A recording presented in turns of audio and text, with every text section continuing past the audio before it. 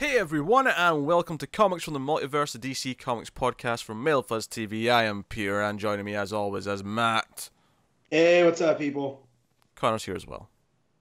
That was less enthusiastic than usual. Somehow.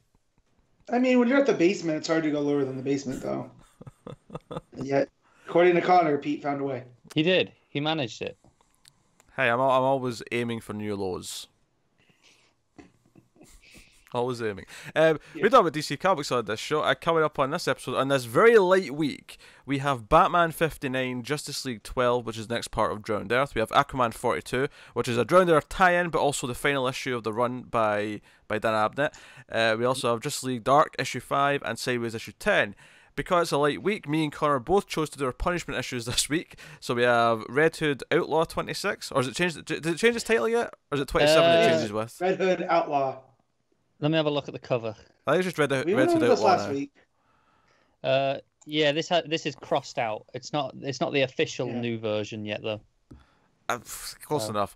So and I'll be discussing Hawk and Dove issue 6, and then Connor will be then discussing Curse of Brimstone issue 7.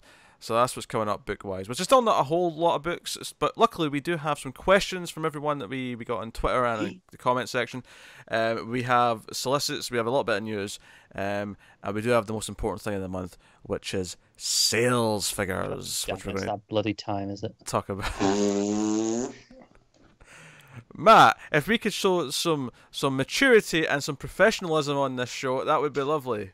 Well, if you would show some Why democracy. start now? This is not a democracy, Connor. When have I ever given the impression that this show is anything resembling democracy? Well, me and Matt will stage a sit-in. You're already sitting in. Good. Excellent. That's how we record the show. Right. So we shall move swiftly on. Alright. I will start with sales. You want to start with sales? Not really. Start with news. It's more interesting. Let's start with sales. So we have. What do you think number one was? October, month of October, 2018. Halloween special. No. Dang it. If there was one, and I think there was, it's not even in the top 50. Well, yeah, there was the Cursed Comics. Yeah, Cavalcade, Cavalcade. that was it, yeah. I'm going to search for that since you asked. Yeah. It's at 135. Better than expected. So under Curse of Brimstone, which popped up in my search first. All right. So number one, it's Spider-Man. Nope. No. Was there a Doomsday Clock? There was not. Doomsday Clock was technically this month, although it's been delayed. But that's coming up in the news later. Was there a Heroes in Crisis? There was a Heroes of Crisis, yes. Okay. That wasn't number one. But it wasn't That number wasn't one. number one. Okay. Yeah. October was a long time ago, people. It's a Yeah, DC almost a month book. ago. Big DC book in October. It's a Justice League. No.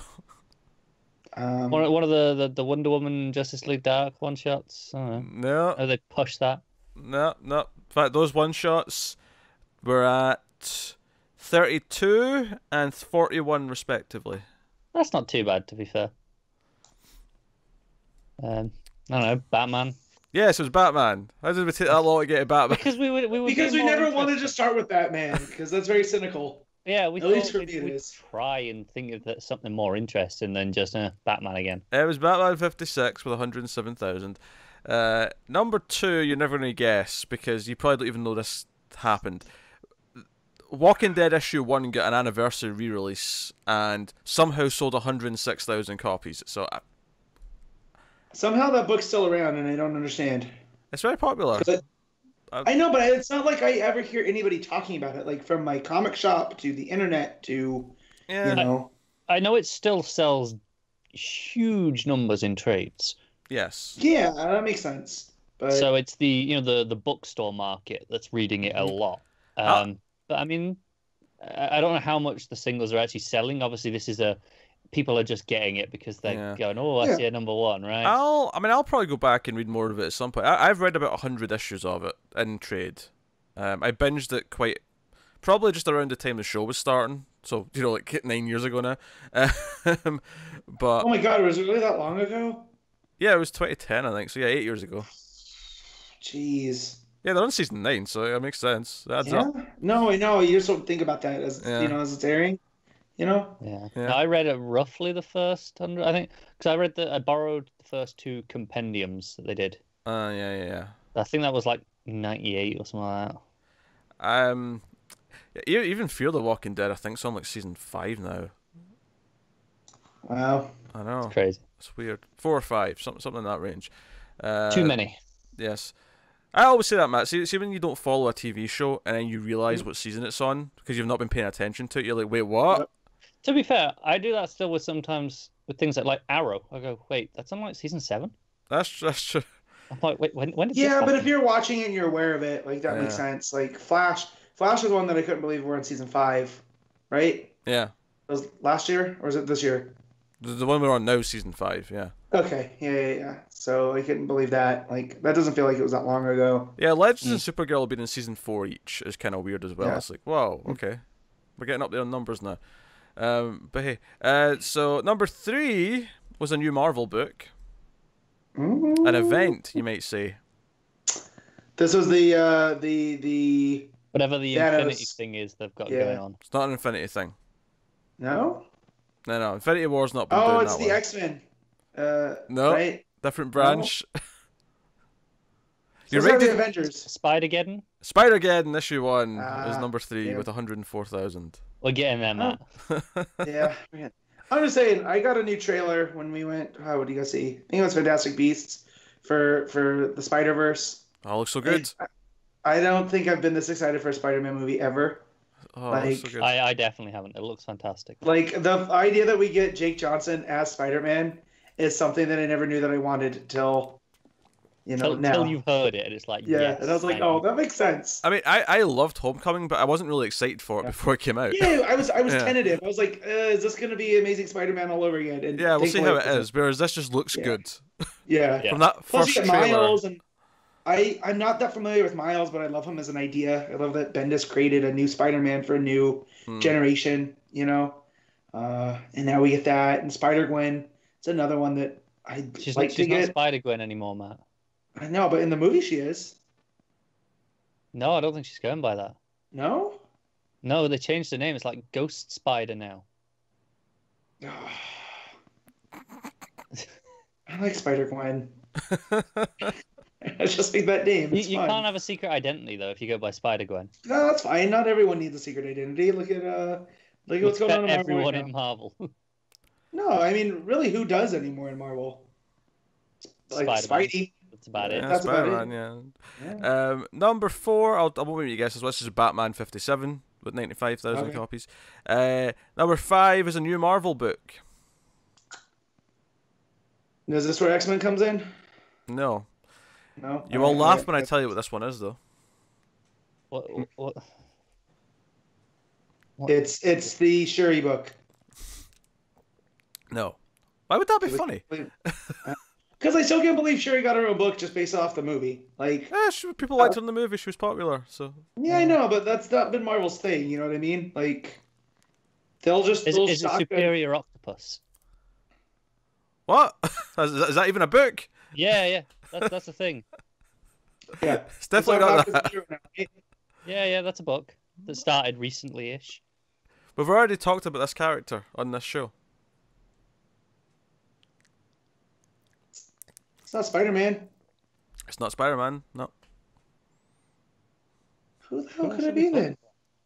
Number 5 is Spider-Gwen Ghost Spider number 1. See, I told you you'd laugh when I told you what it was. Connor, we're terrible. Yeah, we are. We just didn't even realize that there was a new comic for her, though. No. That's why when you said, is it Spider-Man? I went, no, it's not Spider-Man. Right. Because that's how much I don't pay attention to Marvel right now, unless it's Thor or Hulk. Like, those are only 2 books I'm reading over there. Just because it's so hard. You're still missing out on Venom, which is the best book at the moment. Yeah, it's okay. I don't need Venom. You're missing out. But yeah, number 6, DC book. Heroes in Crisis. There you go. No, issue 2 with 88,000 copies. Number 7, something that has already been mentioned on this episode. Is it an X-Men book? No. Is it an Infinity War book? No. You mentioned it, Connor. Oh, I mentioned it. Was it Superior Octopus? No, that is nowhere near the top 25. He said it was a DC book. No, I didn't. Did he? Oh, I thought he did. Could you search for Superior Octopus? I don't even know if All that right. was that much. All right. I want to know. I will search for Octopus. It might be the next month. I don't Nah, know. it's the next month. It's not on this one. Well, next month. Let's see what the suit looks like. Yeah, It's a That's thing. the first when you type in Superior Was Octopus, it the Venom? first thing that comes up is suit. it is Venom. Yes. There you go. Well deserved. Oh no, wait! You found the octopus. I found Octopus. Yeah. Where is it? 54 with 36,000. That is disappointingly high for that book. Superior Octopus. Never heard of it. Number 8 is a DC book.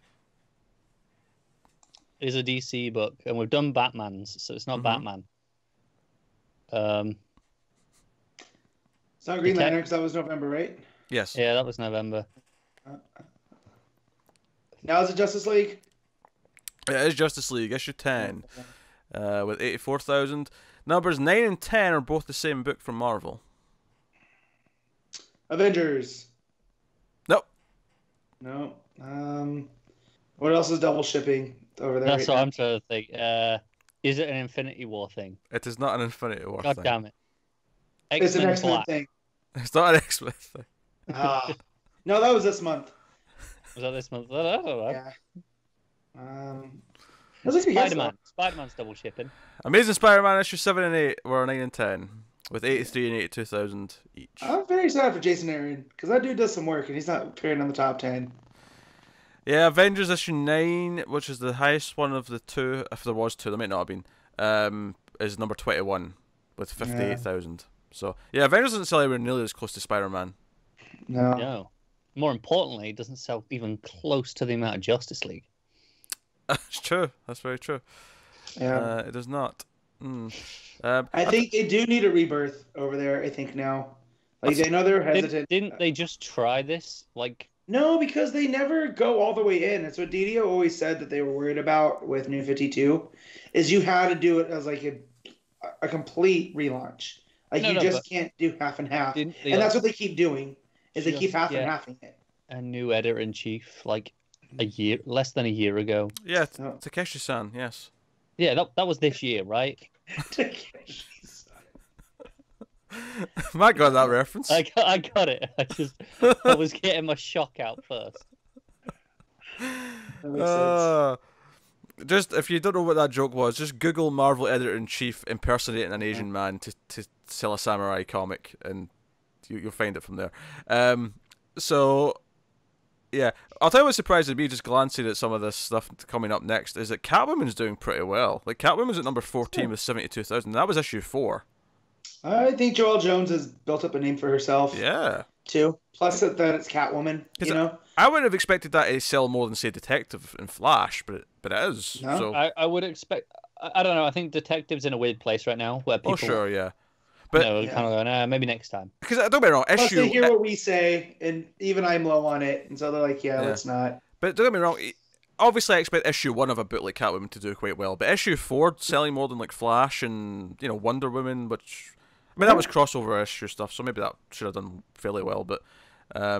I don't know, just interesting. It's interesting it's done so well. Although, what is also noteworthy is that I just glanced down the list a bit, and I saw Spider-Geddon issue 2 is at number 26 with 53,000. So that dropped pretty steep. Yeah, quite some. Yeah. So if I drop about half. That has to do with the shops ordering it too, right? Yeah, this is what the shops are ordering months in advance. Yeah. More than anything, yeah. So it is possible that these books that, you know, that Spider-Geddon 2 could have sold out in the stores, and it's like, okay, we need a second printing to keep up. Yeah, that's possible. So it's actually better than it appears. And some of these top books, you know, Batman, which is number 1, could have been way over ordered. I mean, it's probably not. They know what their orders are when it's that many issues deep. Yeah, but theoretically, there could be 30% of that just sat on shelves. Well, that just goes back to the old debate of how archaic the system is, the diamond system, and having to pre-order books so that they actually survive beyond like 3 issues and so on. But the reality is, it's the only system we've got to benchmark against, so use what we can. And, you know, me being digital over here, I'm like, well, I can pre-order on Comixology, but I shouldn't really need to. Like, they're all going to be there on the day they came out. Like, they don't sell out. Day and date. Remember when Jim Lee was talking about how comics were going to be day and date? And everybody was like, oh my God, it's a game changer. And now it's just like... Well, it was a game changer at the time.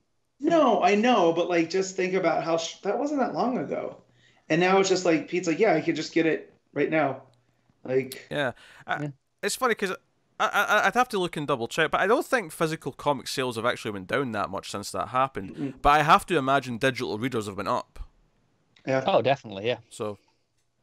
Yeah. That's what it is. Anything you want me to check on its placement? Anything you're curious about before we... Where's Thor at? Where's Thor sitting at? I want Thor. Thor issue 6 is at number 30 with 50,000. So it's actually a bit on par with his Avengers, still a little bit lower. Yeah, that's the last issue that from last week. I want to say I think it's 7. Dealt with young Viking Thor. When I got done reading it, so good. Yeah, I was playing some Amon Amarth. Nice. And yeah, the hotel room was not enjoying it like I was. So, but it just put me in that mood to listen to some Viking metal. Yeah. Oh, hey, Supergirl 23's at 44,000 at number 37. That's pretty good, because that's like the 3rd issue of this new sort of run, and I think before the new run it was selling at like 20,000, so it's nice to see it's had some retention of its new relaunch. Yeah. That's cool, because I'm liking that book a lot, so... It makes sense with it being a little bit more connected to Superman as well. Mm-hmm. No, it's good. Hey, where's Superman coming in at?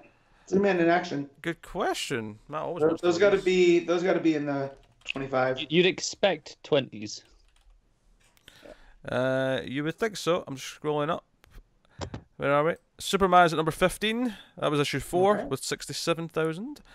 And then Action Comics is only a few spaces down at number 19 with 60,000. So, all right, as long as I can stay in the top 20, I think we'll be okay. Yeah, that's pretty solid. Yeah. All right, there you go. That's your sales figures for the month. Everyone's favorite time of the month. It is. Waste of 5 minutes or more. I don't know. We're I lost track of time. We're at the 17-minute mark, Connor. Well, I can't see that today, so. I'll look at him throwing shade because I've resized my window a little bit so I can get my document, my books out over here. I can see it on my side, so I can't. Yes, I can. We're at 1801. There you go. You can see the top half once you know what it is, but you couldn't have just told me that before. I can see his CPU's running at 3.7%, 3.1 now. Yeah, there you go. So. Connor, I think what this is telling you is that if you just reshape your window, you'll get a different view of mine is what I'm sending you. Yeah, but if you make it wider or narrower, depending on what it is, probably wider. Wide is worse. Aspect ratios. Wider's worse. Okay. All right. This is absolutely painful to listen to. So let's move swiftly on to some news. We did have solicits this week. And as always, we always seem to miss one thing or two, so obviously let us know anything interesting that we do overlook. But we have some juicy tidbits here. We have cancellations. More New Age of Heroes books are getting the axe. Curse of Brimstone is going to be ending in March with issue 12, which was not solicited, but the previous issue said the next one was Connor, last. You have like another, what issue are you on right now? 7. So you'll have another 5. You'll be good. Plus an annual.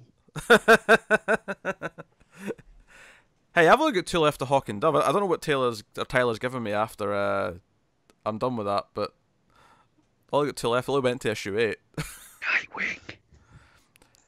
Hold that thought, Connor. There's a question later pertaining to that subject from Tyler himself, in fact. So Brimstone's ending in March with issue 12. Sideways, unfortunately, is also going to end in February with issue 13, which is a shame because we have been enjoying that. For the most part, we didn't like the last arc that much, but for the most part... It makes me a little bit raw after what we just went through, that we wasted issues on that. You know what I mean? It's a shame because, this week's issue, better. Pretty good. Yeah. So Immortal Men New Challenges were already cancelled, which means all we have left out of all the New Age books is Silencer, Terrifics, and Damage. And Terrifics, we know Lemire's finishing on issue 14, but that doesn't necessarily mean that it's cancelled. It just means that we may have a new writer. But how is Damage still around? I don't get it. Someone likes that book, Matt. Someone higher up is like, oh, I like that. Someone must. Do you know what really baffles me is obviously, a lot of these New Age books are, okay, let's take a Marvel concept and do a DC version, right? So you Spider-Man, you Fantastic Four. And this Damage is your let's do Hulk book. Why would you read this when the best Hulk book in years is running right now? Yeah, that's because it's Hulk back to his roots, whereas I feel like Damage is like, greatest hits, So, I don't know. Because you're a glutton for punishment. I don't. It's a silly question. I gotta read this most recent Immortal Hulk, but that book's been really and to be good. fair to DC, when they started Damage, that Hulk book wasn't around yet. It wasn't. That came a bit later. That kind of just came in and showed how pointless it was. Oh, it did, but yeah. But hey, also, bit of news, we're getting a Flash and Batman crossover in February. All 4 issues are going to be written by Joshua Williamson. It's called The Last Cold Case. There's going to be tension between the two because of the death of Wally West. And it will include Gotham Girl in some capacity. And Williamson's writing all 4 issues because King needs a month off to do secret TV stuff. But he's back with the March issues, which I kind of expected. It was like as soon as it reminded me of the Button, because I remember the Button he opted out of writing one of the issues. Yeah, so he had always written this in, like he knew he was gonna have to take time off. Yeah. But then when Williamson had came and was like, I have this idea, I'd like to expand it a little bit. King was like, okay, cool, just take care of it. It's in good hands. Have a couple issues. He had a Twitter thread about it. So he was talking. King was talking about how it does extend his numbering slightly, because he's always said he's got 100 issues. Yeah. And he said that's still the case. He's got 100 issues of story, but the big, climax finale will happen in issue 100 still, even with these like delays here or there. That's still going to happen in issue 100. We're going to have 4 epilogue issues after the big climax. Exactly. Which, honestly, with King, I can actually see working, because he likes to get really kind of psychological. I can see like the big plot ending happening in issue 100, and then 4 issues of decompressing what it's put Batman through. Yeah. I can see that working. So yeah, he's up to issue 104 then for his run. So with this now, when you're talking about psychological, I have to draw comparisons to Bendis's Daredevil, where he just put Matt Murdock through the ringer. It's taking me this long to realize that's kind of what King's doing to Bruce. So yeah, in a way, I can see that. Yeah. And next up, bit of weirdness here. Dan Abnett is writing Justice League Odyssey in February, but we have no idea if this is permanent or if this is just a one thing. Because keep in mind, Williamson is writing 2 issues of Batman as well as 2 issues of Flash for February, so it's entirely possible this is just to give him a month off of Odyssey. But it could also be Abnett's just on this book now. We have no idea. Yeah, it's one of those weird double-edged swords, because hey, we finally got a new artist on Odyssey. That after Cedric's leaving, that I like, right? Announce who the artist is, Cara, for everyone. I don't remember. I remember liking. Oh, it's Carmine DJ Domenico. Thank you. I haven't got it in front of me, but I remember being who works really well with Josh Williamson. Yeah, funnily enough. Yeah. So maybe that's a sign that Williamson's coming back. Yeah. It could just be Abnett's doing one issue while he's doing his 4, crossover issues, and that's fine. Not that Abnett's bad necessarily. If Abnett's got a direction, he tends to be fairly solid. If not, I just like to think that he's just such a good sport that he's like, I'll fill in. I'm a little surprised, because what number is this that it'll be on? Like 5 or 6? Well, this month's going to be issue 3, so 4, 5, 6, 6. Yeah, I guess I'm a little surprised that I was expecting this opening arc to be slightly longer. With all the stuff that it's setting up. Yeah, it could be 5 issues. It may be one of those things where the arc doesn't really conclude everything that's set up. It's maybe going to be one of these things where Right, which is why maybe that's a little weird to be doing a different writer for an issue there. We'll see how it goes. Maybe they'll do like a character focused issue, and it'll just be like, here's a day in Jessica's life, and that's what Abnett's going to I think the question is, say theoretically that's what they're doing. Off the team, who would you want it to be that they do the day in the life of at that point in time, bearing in mind that it's Abnett writing it? I mean, we could go check the solicit and see what it actually says about what the issue's about, but... We could. I got it right in front of me right now. Oh, go on, Matt, what is it? What does it say? It says, the Codex reveals a dangerous secret to the Odyssey team about the fate of the Ghost Sector that makes their mission clear. They have to escape. However, with Green Lantern out of action and Darkseid hot on their trail, Cyborg, Azrael, and Starfire might have to rely on the very dark powers they are trying to outrun in order to save the multiverse. It just sounds like so it sounds like it's just part of the run. Yeah, the villain story. It's not like the history of the Ghost Sector. It's, I'm a little concerned about the Green Lantern being out of commission. A little concerned about that. We'll see. But hey, so that's happening. So worth mentioning. So we got some other reports though of cancellations and delays that are kind of noteworthy. So first of all, Batman and the Outsiders apparently. Issues 1, 2, and 3, because 3 was solicited for February, this week. Apparently, they have all been cancelled and will be resolicited at a later date, which is not a great sign. Apparently, because it's still no official word. We had all those adverts. Was it last week that we had all the adverts in the back or in the middle of the books? Wouldn't be the first time they've advertised something like that though, and then had to pull it. It's not, but usually it's not pulled to that extent. It's usually delayed a little, like a month. Yeah. But if this is true, it's not a great sign. Usually spells bad things for the book ahead. But hopefully there's no great issues. I wonder, it's just funny because we had the Odyssey issue, obviously, just a couple of months ago. It feels like there's some miscommunication going on in the editorials. Yeah. If this is true. If this is a trend now, where some books are going to be like cancelled and redone or whatever, then it could be a problem where. Okay, this is the second one. If it happens a third time, then I'll be every time they announce a book, and I'll be kind of cautious. I won't be excited for it immediately. It's like it's how I feel about a lot of the times from the start of this generation with video games. When they announced a game and then it got delayed. When they said, "Oh, this is when it's coming out," I just stopped believing them. Specifically with Microsoft, because they cancelled like 3 or 4 games. And they cancelled as well, but even just in terms of everyone across the board, in terms of release dates, was just constantly. Oh yeah, release dates were not even close to being reliable with video games. So when they said, "Oh, it's coming," this date, I went, "Yeah, whatever." And that's if this happens again with these comics, that'll be how I start feeling when they announce books. Like, oh, it's coming in, June. I'll be like, "Yeah, whatever." Never believe the first date they tell you. It's always the second one, maybe the third. Yeah, exactly. Well, I mean, I wouldn't know if I'd count this along with that, but one of the delays we do know is confirmed. We already knew that Shazam issue 1 was delayed, so issue 2 being delayed as well just makes sense because it means that instead of having 2 issues in December and then none till February, it just means now one's in January. They just Right. Yeah, which explains why it was missing from January's solicits, right? Mm-hmm. Yeah, they were just knocking the first 2 back. So I don't know if I'd call that quite in the same realm as Odyssey and Outsiders, but. It's a delay. Yeah, it's a delay, but this one, I guess I'm used to John's having delays like that. Yeah, I guess John's is just so busy running shows and writing Doomsday Clock and shit that he's. Yeah. I wish he would just focus on one thing. Now the sad part here is that issue 2 is very Christmassy looking from the cover, so. So that'll feel weird in January. We did get a variant cover for one of them which was Somni. And it's so good. So Shazam issue 1 is coming in the 5th of December apparently. At least as of right now, obviously these things still shift and delay, so if this changes, don't shout at me.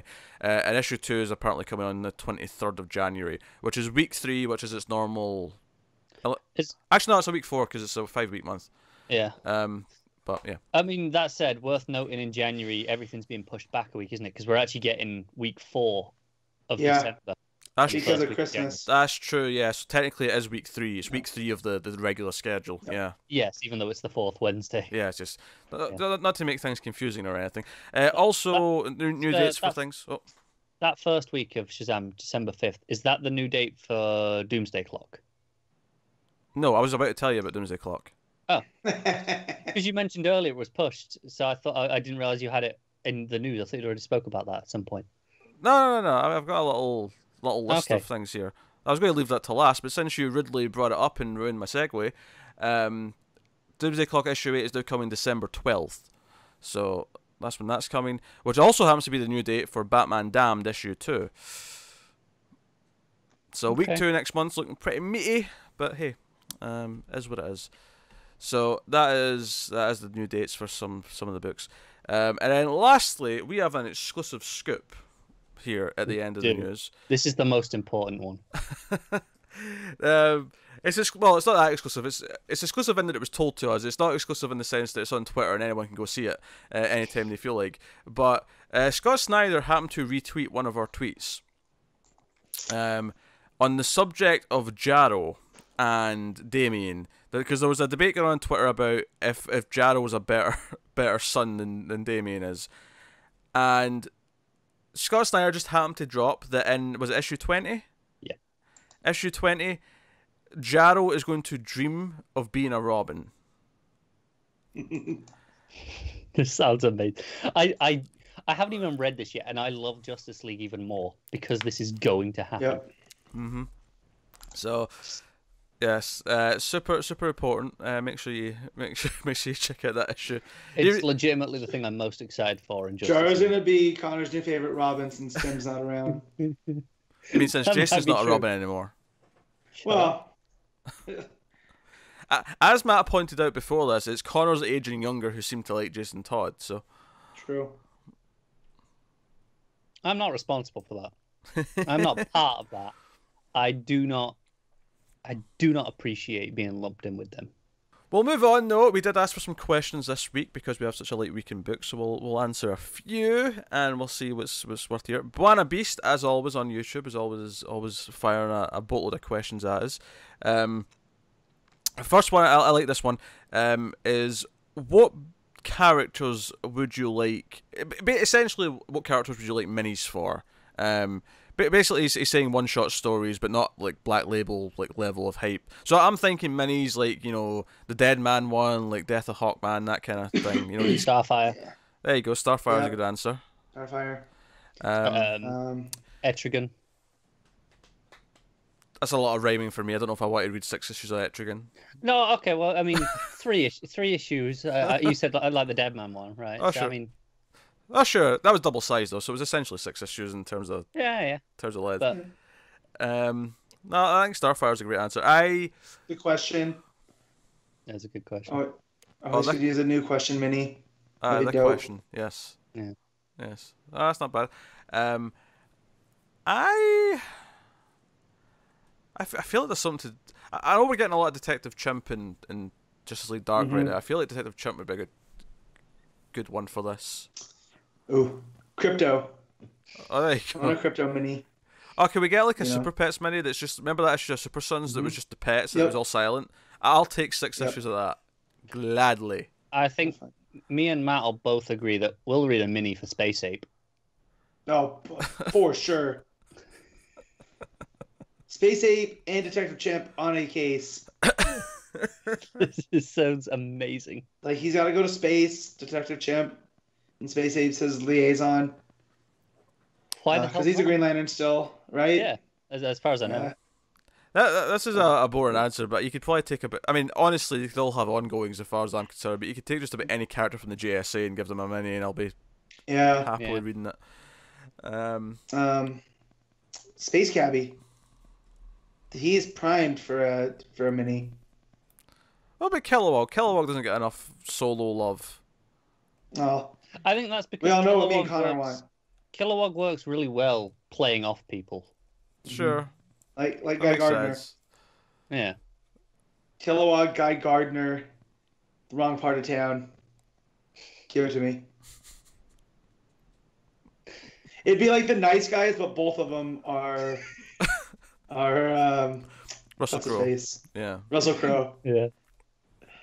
Yeah, that makes sense. That makes sense. DC, if you're listening, you're welcome to take any of these answers and make them reality. Please. Yes. I'm trying to think of something a bit more obscure and interesting. How about this is a wacky one. How about a Henry Portrait of a Serial Killer style miniseries about Jim Gordon Jr.?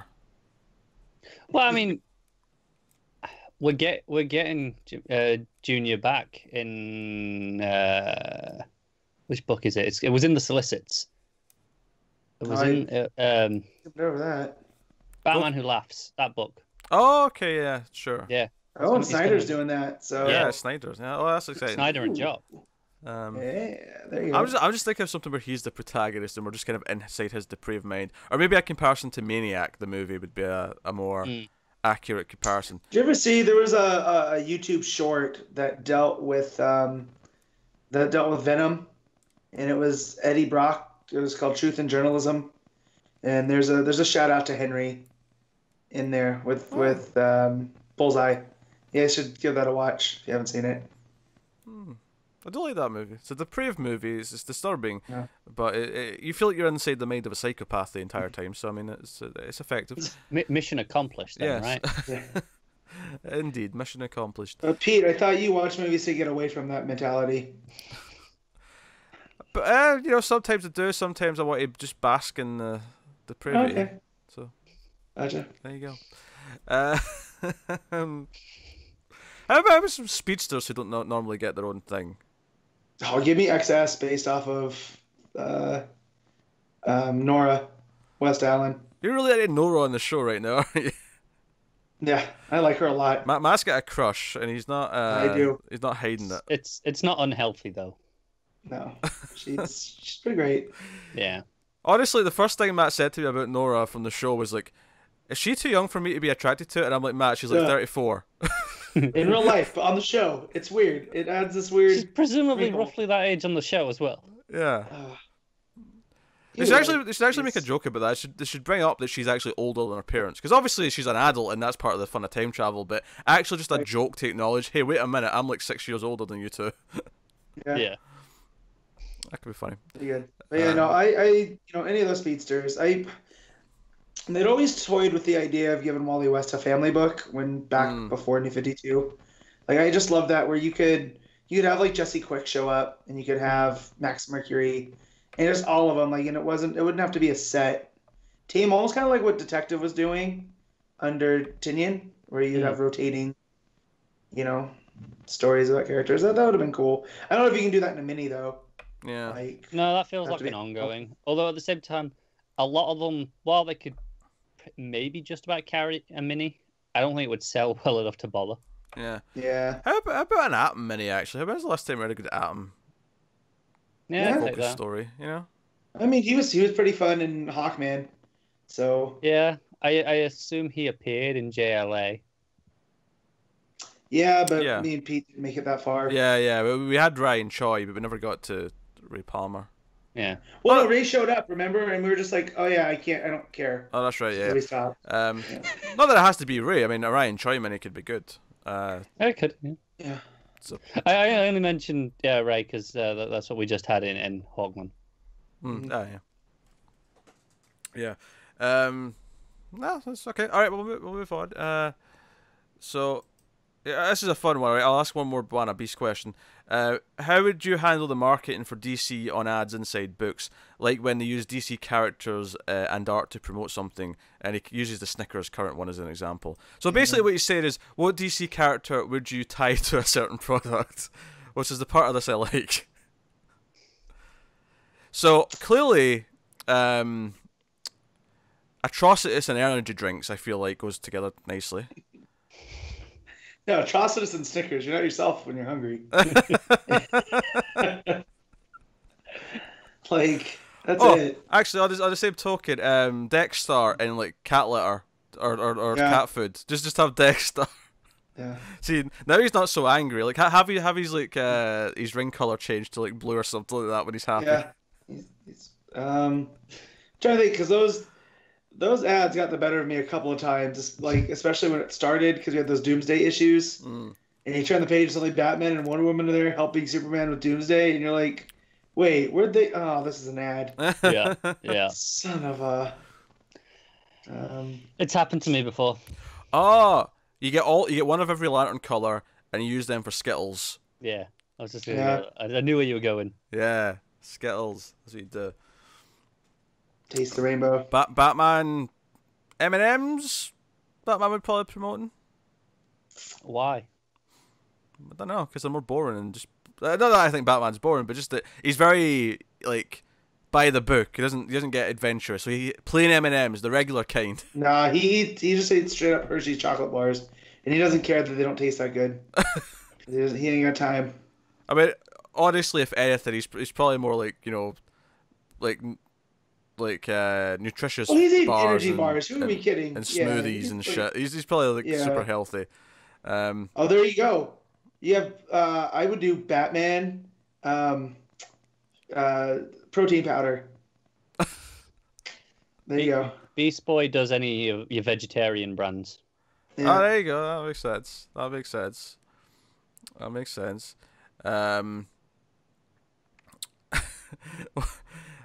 Do you somehow?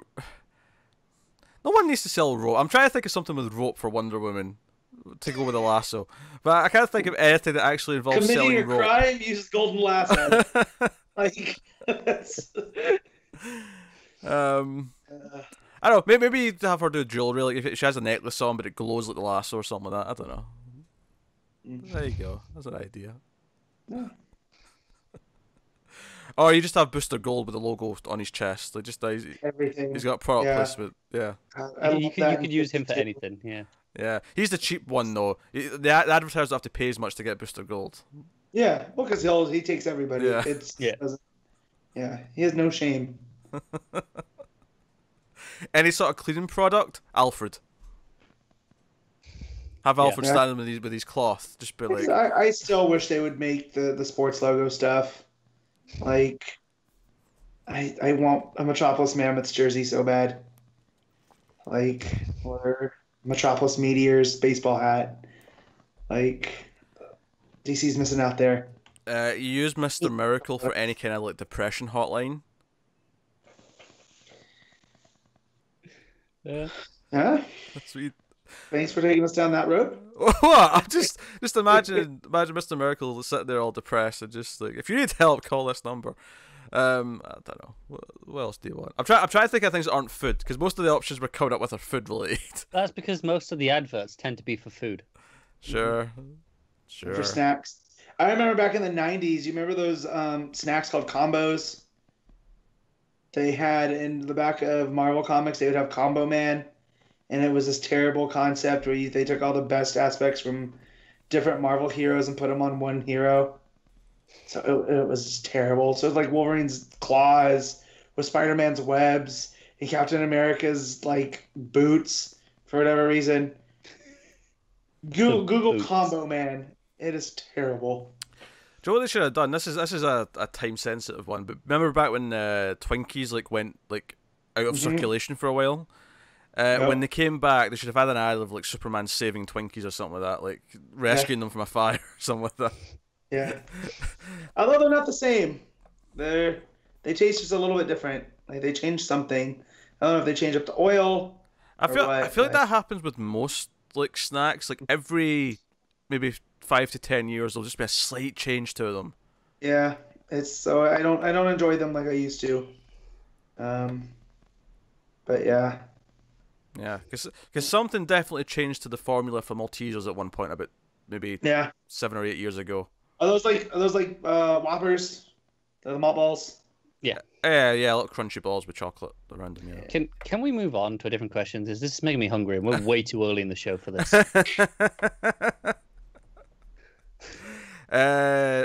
Just one final one then. A nice steak dinner. Who's promoting that? What character? Me. Just pay me to eat it and it's fine. Do whatever you want. You could have like Superman doing stuff for like America beef farmers. You know? Like middle America. Yeah. Who's the classiest hero? Well, I mean, Kite Man, obviously. I said hero, not anti-hero. I can't believe we didn't do Ketchup and Condiment King. Like Heinz. That's true. That's true. That's the obvious answer. That is the obvious one. I feel like you go opposite with stick that rather than getting like because the obvious thing's to go with a big burly kind of like the Ron Swanson of DCU doing the steak dinner, right? I think what you do is what's funnier is you go with the opposite and have like Stargirl or someone having the steak dinner. She is from Blue Falls, Nebraska, so she's from. See, I was thinking you do it. You had an upclass steakhouse and have just like a Bruce Wayne there. Sure, but you want someone in a costume. No. Someone classic. There's questions like let's say Bruce Wayne has to do like publicity stuff, right, for Wayne Enterprises. What commercials is he allowing himself to do? Cars, cars, some sort of car. Expensive watches. I can see him doing.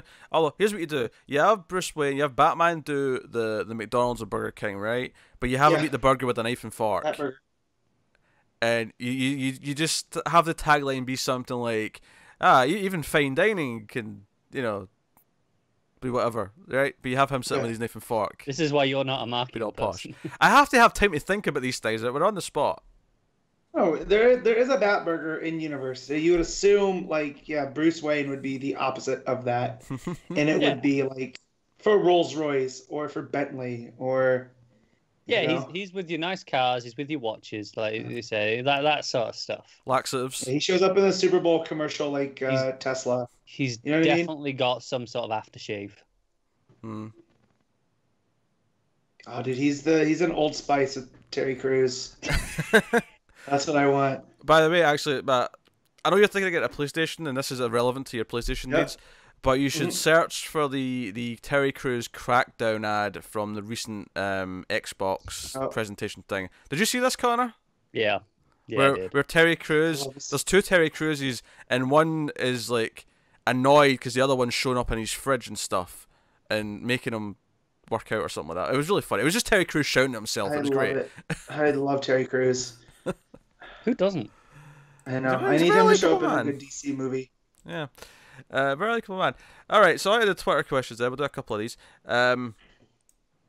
So Tyler, I mentioned this one earlier. I don't even know why I'm asking this, but we'll see what sort of response he gets out of Matt. Would Matt be willing to wear a Batman mask in the Detective 1000 episode if someone changed their pics to have Connor and Pete read The Adventures of Rick Grayson? Yes. No, you wouldn't. Like, until you actually buy a Batman mask and I see it, I see confirmation. I'm not accepting that as an answer. I have an old Batman mask in my garage somewhere. Of course he does. Oh, God. Because I bought it around Batman Begins to hang on my wall. Also, I almost bought a Blue Demon Luchador mask in San Diego, but according to the wife, I don't need that. So I'm not above buying masks. Matt, I'm not gonna lie, I'm kind of with the wife on this one. I feel like I'm on her side. Yeah, but I wanted it for my Adventureland room where I have all these like artifacts of things, and I need a luchador mask. Oh dear. This is why Matt has a wife, to stop him buying stupid shit. Yes, this is the whole reason. That said, I would be willing to read Nightwing if we can put that money to a charitable cause. So I feel like I'm doing good for the world. You know what I mean?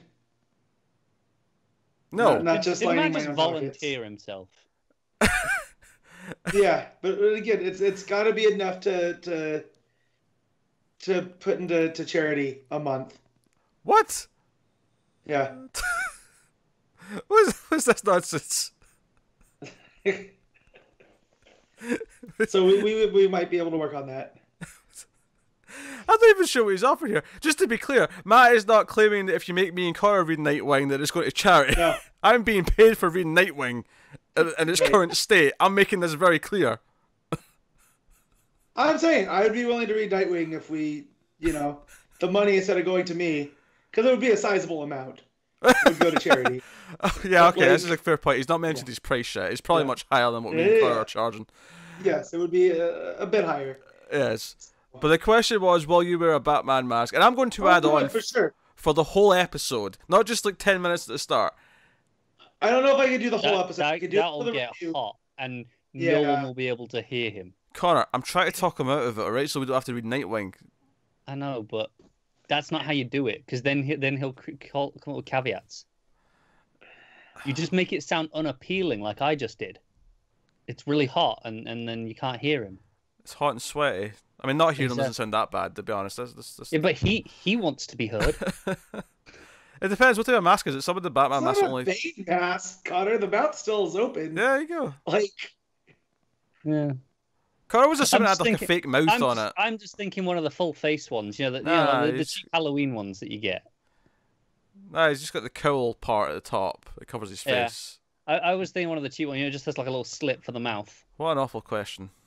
What an awful question. Tyler, you suck. Basically, is the summary of that. I know. So here's one relating to Nightwing as well. That was from Tyler. I don't know what his handle was. I didn't bother checking because who cares? It's Tyler. Next up, Phoenix Rising XL21 or at Phoenix Rising XL21 asked, from a bird's eye view, can you justify why Nightwing has been written like Red Hood when Jason Todd already has his own book? Can't figure this out. Any serious reason as to why this is the case? The simple answer is no. I don't have a clue. Didio doesn't like Nightwing, and Johns wasn't paying attention enough because he's so busy. No. So he's like, this is our time, guys. This is it. This was what the payoff was. It's like, this is why Johns has his own label, whatever that's called now. It's like, look, we'll give you your label. You shut up. You go and do your thing. And we're screwing up Dick. You know... I could deal with them messing with him. I'm upset at Connor. He had such an opportunity to say that we're going to play with Dick, and he didn't take it. I intentionally avoided it. It's why I said screwing up Dick. I put in the intentionally. All right, guys, you can play with your dicks later. All right, let me talk. I intend to, Matt. I intend to. Yes. So I could understand if it was somebody of caliber like Christopher Priest, right? And Didio's like, yeah, we're going to mess with them. Priest doesn't like Dick Grayson, so we'll give him a fair. He can do whatever he wants with him. But the fact that they mess him up in Batman, and then give him over to Lobdell, who's already writing Red Hood, it just there's no reason for any of it other than Lobdell is just doing the same scripts again, probably. He's just going, what did I write for Jason? And I always feel like to have the caveat that I don't hate everything Lobdell's written, because there are some of the Red Hood and the Outlaws from New 52 that I enjoyed. He had a handful of decent issues for Gotham City Sirens. Yeah, so I just wouldn't... I'm trying to look at the bigger picture here, and outside of King being like, yeah, we need this to reverberate through Nightwing so it feels more impactful in Batman. Yeah. We don't know if he did. All we know is that... I would suspect pure speculation. Not, based on the fact that it doesn't actually have that much effect on the Batman book. No, it's affecting Batman, so it has to have happened in that book, but it doesn't necessarily need to. It feels rather superfluous to that run. Yep. So, no, I mean the answer is no. We can't justify it because there is no justification for it. It's just a no. Next up from @Ron Frelik. You can tell me how to say your name later. So this is a really simple question, but there's a lot of explanation for it. As much as you can fit in a tweet, though. It's not that long. I heard folks say that James Robinson wrote some great stuff, yet his Wonder Woman run was critically panned. Though in fairness, he liked some of it.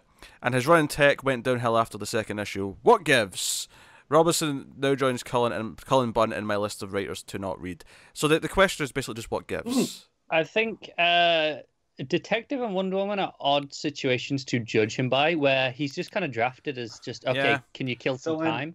I think I'd also maybe suggest that I think some creatives do like decline over time, where they have like their heyday where they're really good and they write a lot of great stuff, and maybe in the later years they get a little bit worse. Yeah, but see, I hear his creator-owned stuff right now, or his like I think he's doing Airboy and Snot Girl. I think that's him. I'm not too sure. Snot Girls, but I hear those are well received.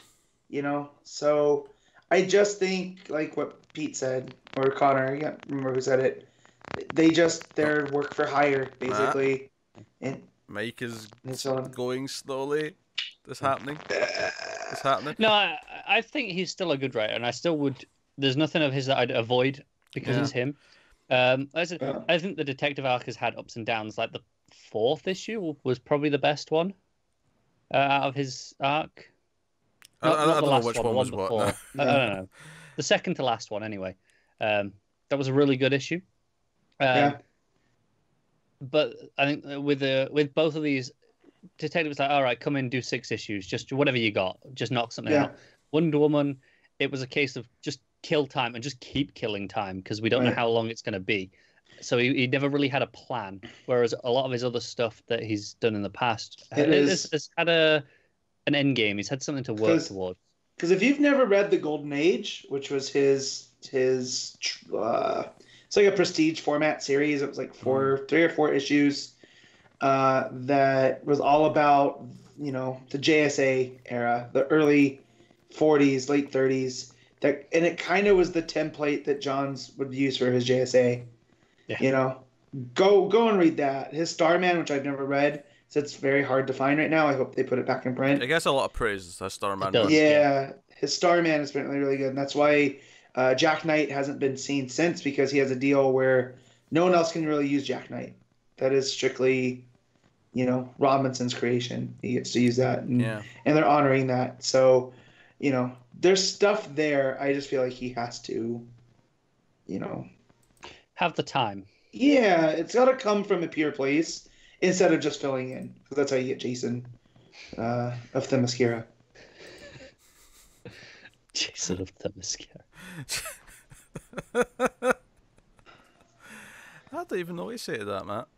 I don't even know what you say to that. Next up, I lost my page here on a second. This is shoddy. What do you want from me? Give me a piece. Where is it? Oh, damn it, where is it? It went away. Did y'all hear that yodeling? Or is that just me? That's just you, Matt. Okay. Alright, okay, so this is from at Struon. What was the comic that really got you into comics and being a fan of comics? Now, we've had variations of this before, but I think this is a little bit different, and normally it tends to be, how did you get into comics?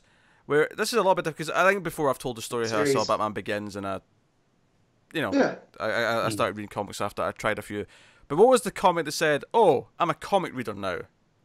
Like, this is why I'm sticking around. Yeah, I have 2. Go on. I have John's Teen Titans. Came in there, and then at the same time as I was looking for those issues, I found the Jeff Loeb, Ed McGuinness, Superman Batman, and I came in like issue 4 or 5, and then right after that arc wrapped up, it was the Supergirl stuff with Loeb and Turner, and that was it. Those are my 2 go-to books there. I'd go to the comic shop every month and pick those up. I dabbled. I read a lot of standalone things, mostly Batman, some Superman. I think the answer I'll give to this, though, in terms of like how did I get reading sort of long sequential stuff, it was Johns' Green Lantern. That was the first one where I specifically looked up what order the trades came in, and I read them in order, and I read all the way through up until I think at the point it was maybe just after Blackest Night at the time. And then kept going, and obviously finished his run in New 52. Right. But that was the first one where I sort of realised, oh wait, I'm like a proper comic book reader now. I'm like doing runs as opposed to just reading like a standalone story. So I guess that'd be my answer. I have a similar thing, I guess, because I did a lot of I dabbled in trades here, that sort of stuff. I didn't follow any runs. I think it was actually start of the New 52 where I was like, okay, here's an excuse to switch over to singles on stuff and get in monthly. And it was probably Snyder's Batman that was like, okay, no, that's the one that I was like, okay, that's what I'm going in for definite. I think the other thing about Johns' Green Lantern that stuck out, just in this sort of, in the framing of this question, it was also the first one that I read that wasn't like, because Batman and Superman I knew a lot of just from movies and TV and stuff like that. This was the first one where I was like delving into like the mythology of a character that I didn't really know much about before I started reading them. Yeah. And I was So did you start with Rebirth, with GL Rebirth, and then work your way up? Okay. Read that and then read. Because I started with the number 1, the Johns' Green Lantern number 1, and then the shop had just gotten the trade for Rebirth, and so I went and I picked that up, and I read that after reading number 1, and I was like, oh, this Hal Jordan guy is pretty cool. And it was like decrypting like a puzzle at the time though, because they hadn't numbered the trades, so you had to look up what issues were in each book just so you know what order they were in. I think that is probably the reason why I stayed away from long runs before, before when I started following singles at the start of the New 52, is that I just couldn't be asked doing that. I couldn't be bothered decrypting all of that. I went, okay, I see that. That's all I need. I'll just get that. I don't need to worry. That's what stopped me from finishing Brubaker's Cat, because those trades right now aren't numbered. So they have Volume 1 and Volume 2 of story arcs, but not where they fit in together. Yeah. So it's a pain. I don't mind it too. I mean, it's obviously better when you just have them all numbered. Like, that's infinitely better.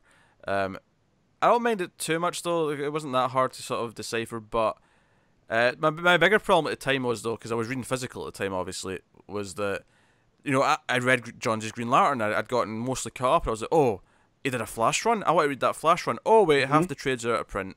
Guess I'm out of luck until later. Yeah, I don't know. It was just too much. Like, I remember once read Secret Six, and that was a little bit complicated at the time, if I recall. And you had Villains United, then you had the first mini, and then you had the series. But there was conflicting opinions on what even though that was publication order, you're right, there was conflicting opinions on what you should read it in online at the time, I remember. And I just went, forget it, I won't bother. What was the alternative other than publication order?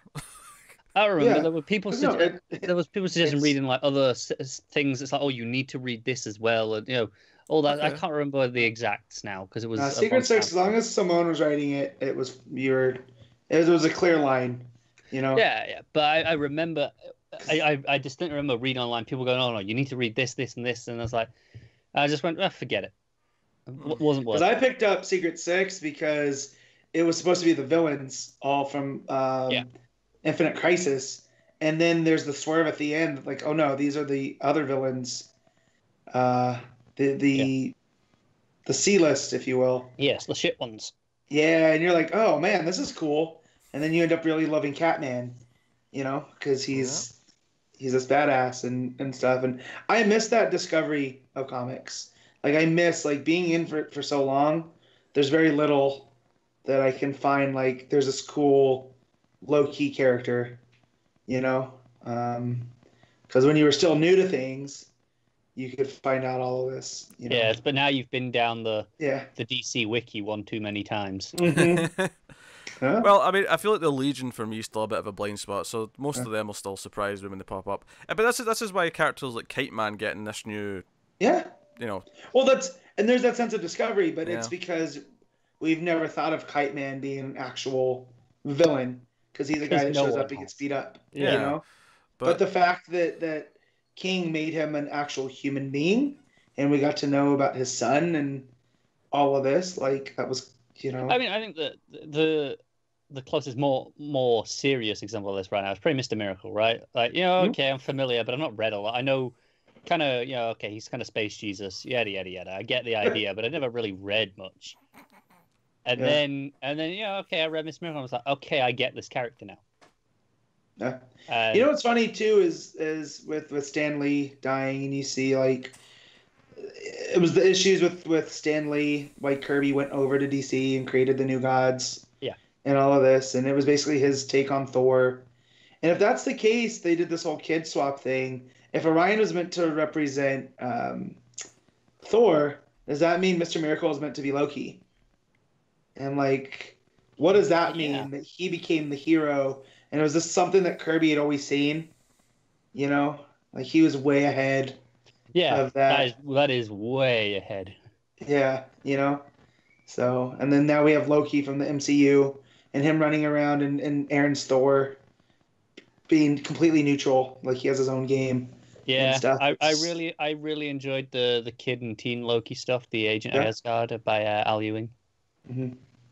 So it's just it's weird how comics can do that. They you look back at things and you think you have everything figured out, but it's like, oh no, here's more. Jump down this rabbit hole. It's not the same. I guess it's the closest. I guess that the people that have done drugs are like, it's never the same after the first. Like, what comparison? Yeah, it's kind of like that. Like, you're just kind of like, oh man, I like how we got to this being comics are like drugs. Oh, they are. I mean, they are addictive. Yeah. All right. Well, final question here. This is a short one, but from @CoreyYNWA. How dare you? Well, I do. So. I mean, that's just Connor's setting, right? Like, how dare you? It's true. With me, it's just like, yeah, that's just what you get. I mean. Also, this was accompanied with a gif of Kelly from The Office saying it, so hear it in her voice, just to get the tone of how it's been presented. Man. Suck it, Kelly. Basically, I mean that's my response. One of my favorite Kelly from The Office moments ever is where she tells Ryan that she's pregnant, and then it cuts to her shaking her head, like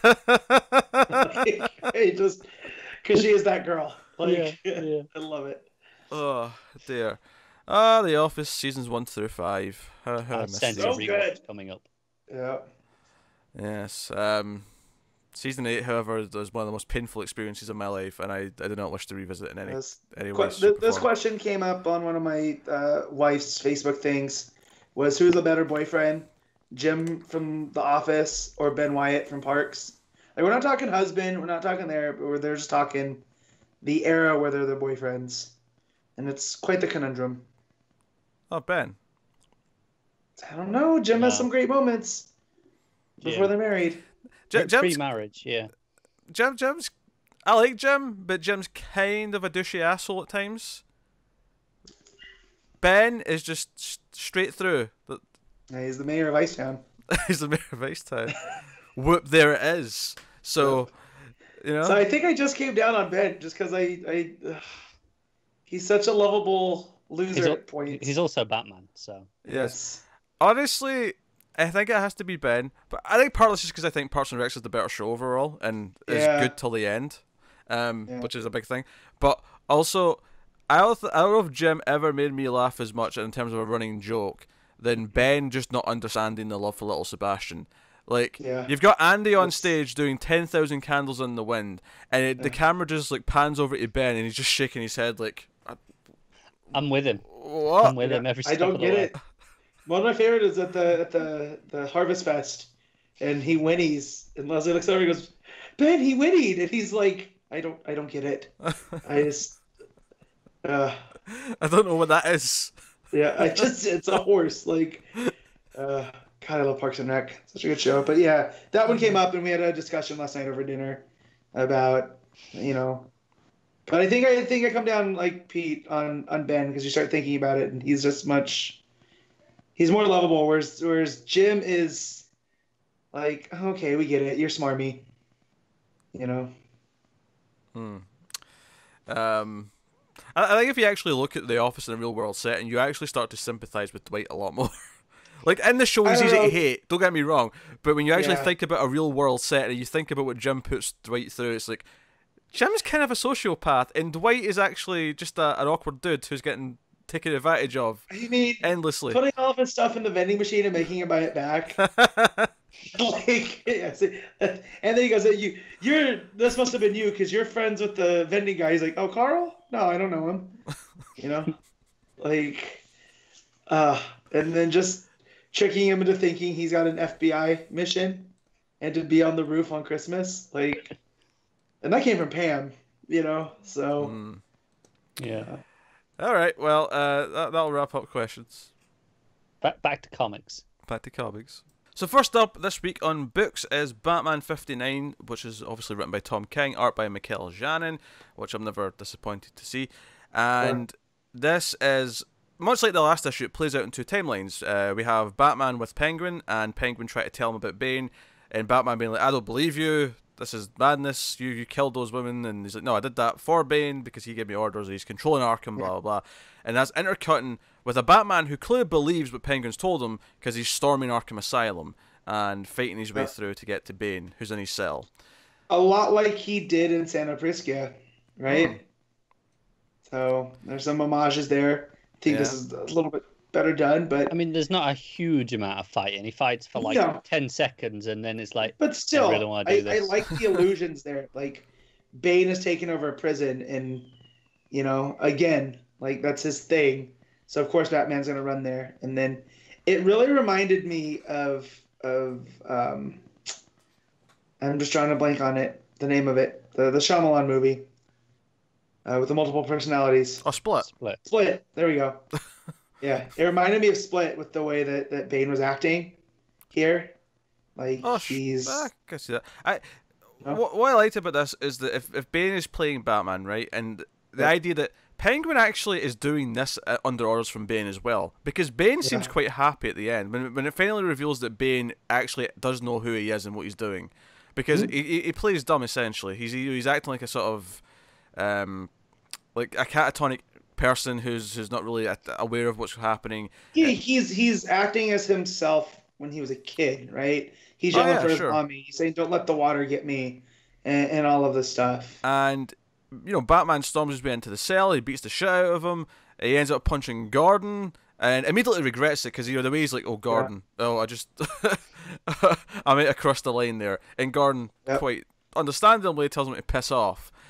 But the whole thing is that Gordon's convinced, no, he's not left his cell. He's been under surveillance constantly since he came to Arkham. And it leaves you with this kind of doubt, like, because I was starting to think, is it someone else? Is someone else wearing like Bane's mask or whatever, and behind this, like, what's going on? And in the final panel, you see Bane smirking on the stretcher, as Batman says to Alfred, "I don't know if he's lying.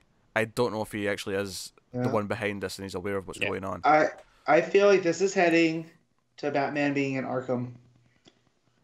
Right? I think it's very clear. Bane's objective here is, as always, to break the bat. Yeah. But it's the sense of, okay, let's make him alone. He's just then pushed away Gordon, right? Yeah. That's one ally gone already. He's pushed away Catwoman, which we know Bane did. But I feel like Penguin, yes, is doing this under orders of Bane. He's also running his own game because that's what Penguin does, right? Because he's a gambler. So, I feel like he's doing this too. Penguin's probably just like, yeah, go ahead. I'll do this because it'll get Batman out of my way. Yeah. That's enough for Penguin to go along with it. Yeah. I mean, I'm not entirely 100% on whether Bane's just asked Penguin to do this and it's all part of the game, or Bane has played Penguin and Penguin thinks he's going against Bane, but this was actually what Bane wanted all along. I think the former. I think Bane's going. I think this is the point. He wants Batman in there to see him like this, to sow those seeds of doubt. And how do you get him to come in without him being told that there's something wrong? Sure. No, I'm just saying that maybe instead of just asking Penguin to do it, he just manipulated him into doing it. I don't think there's any need. Maybe. Well, because we know that Penguin is pretty upset about the death of his wife. Yeah, that's why I'm thinking maybe there's some genuine emotions in there, as opposed to just... Which we did find out now. That was that was his wife, and she was just that much younger. Although the best guess I saw online, someone tweeted that as last week or 2 weeks ago when the issue came out. What was the name? What's the name of his wife? Penny. That Penny was just his favorite Penguin. Yeah, that was an idea too. I thought that was funny. But no, here that it is. So I feel like Penguin is on the edge, and Bane needed Penguin to be on that edge to get Batman to believe him. You know what I mean? What I like about it is I like that Batman is like livid.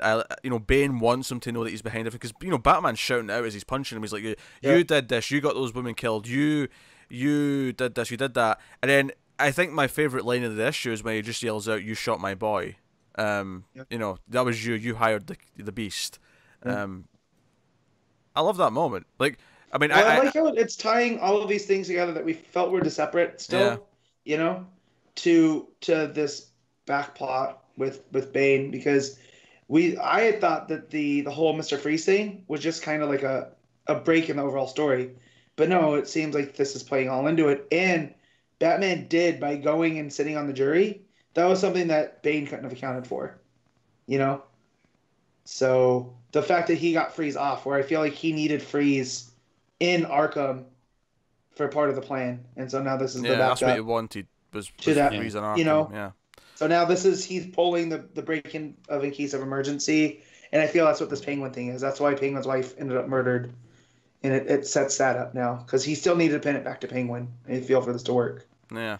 No, because as much as I hate obviously what it's done to the Nightwing book, Batman in this book, whenever he brings it up, whenever he reacts to it, whenever someone brings it up to him, has been quite effective. Do you know what the problem is? It was possible to have that moment here, have him be shot, and have an injury and have him out of commission for a little bit without doing racing. Oh no! Obviously we've been saying that since the start. Yeah. It didn't need to affect this. They misplayed that hand, right? Like you play the hand that you're given, right? Yeah. But there's certain ways to play that, and I feel like they went all in on a bluff, to borrow from poker. Yeah, I mean, and now this is what we're stuck with. Nightwing and Titans could have just everything's set after that he comes back. It's fine.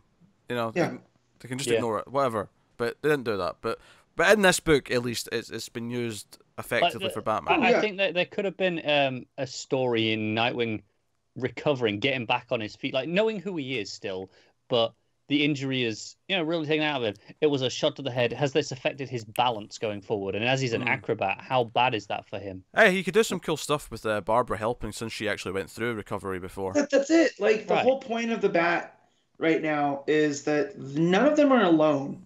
Whether it's Barbara or Bruce or Dick, they always have this support structure, and you just feel like with Nightwing, they decided to burn that to the ground. Yeah, which is kind of the point. Actually, they did. It's kind of the point of what Bane's doing. Is he's trying to separate Batman. He's trying to make him alone. Right. Yeah, and there is a story. I get that with Batman, but why do we have to do that with Nightwing?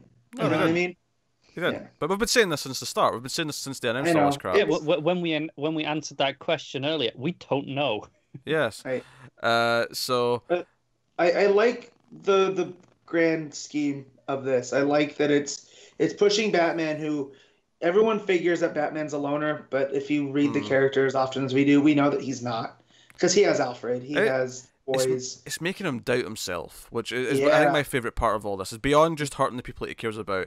It's making him doubt his own, his. He is actually by himself now. Can he trust himself? Is he trusting his own judgment? And he's not. He doesn't know. And this is the thing: is he's right. We know he's right. We see at the end he's right about Bane, but no one else knows that. And I'm digging the long game that he's playing here. Actually, I'm digging. Yeah, he's actually breaking the bat. Like that's breaking the bat. Yeah. Which is why I think one of the big things that will probably happen towards the end of this run is the glorious 2-page spread when every single Bat family member who's been pushed away comes to his aid, and it'll probably be this great heartwarming swell of emotion. The only thing I have to say is, surely at the very worst we'll have Dick back by then. We should, yeah, because that'll that's still complete the like arc. 2 years away. True. So, but at worst case scenario, Dick has to be back for a Batman 100 in full. Yeah. I think he will be. I think this whole Rich Grayson stuff isn't going to be. I mean, it'll be this thing that we all forget about. Like, we won't forget about it. It'll always be that time they did that shot. Yeah, but you know what I mean? Like, we'll just be like, oh yeah, this was stupid. It's not like. Can we hire KG Beast for ourselves just so that when it's over we can erase it? I was saying, it's not like when he was Grayson and we look back fondly at like, oh yeah, they got rid of Nightwing, but at least he was still himself. Pete, we need that stuff from Homecoming. We do. We need the drug from Homecoming. Yeah. Dear. Matt, watch Homecoming. It's good. Sam Esmail. It's real good. Yeah. I'll get there. Good stuff. No, I like this issue a lot. Obviously, the art's very good. Janin does his thing. Yeah. Penguin is grotesque. Like, oof. Yeah, my only complaint is a couple of colouring things. This happened in the last issue as well, where there's some panels where it seems like the underside of Batman's cape is still purple.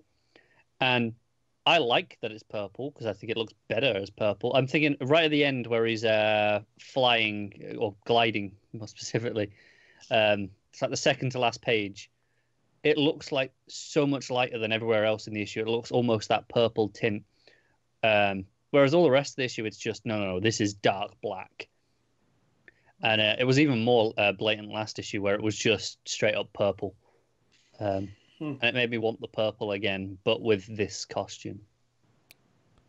I don't think it looks purple to me in that second last page. No, it looks like it's edging towards that light purple to me. It just looks like it's the for shading purposes it's lighter on that side because all the city lights are hitting it. Yeah, maybe. Yeah. I'm not feeling purple there, but fair enough. I like just a simple little touch, but just to separate the timelines easily. All the stuff in Arkham where he's going after Bane are oranges and yellows, and it's very, very warm. Not that it wants a warm feeling, but just in the sense that it's more hot and dangerous. Whereas all the stuff with Penguin's all cold and blue, and it's just a simple colouring thing just to make it really clear whenever you go scene to scene. I think it's just the assumption that the blue ones are, that's past. So the warm and orange is present. Yeah, is how. But it's also what Pete is saying too. It's one's very action oriented. The other one's very mellow, and it's because the blue one is essentially just two characters standing, looking at each other for most of it. So it fits the tone of what's happening in the scenes. Plus, it's also more of a somber mood because Penguin's talking about the loss of his wife and how it's drove him to this. Which would probably have more effect if we'd at least realised it was a wife. Yeah.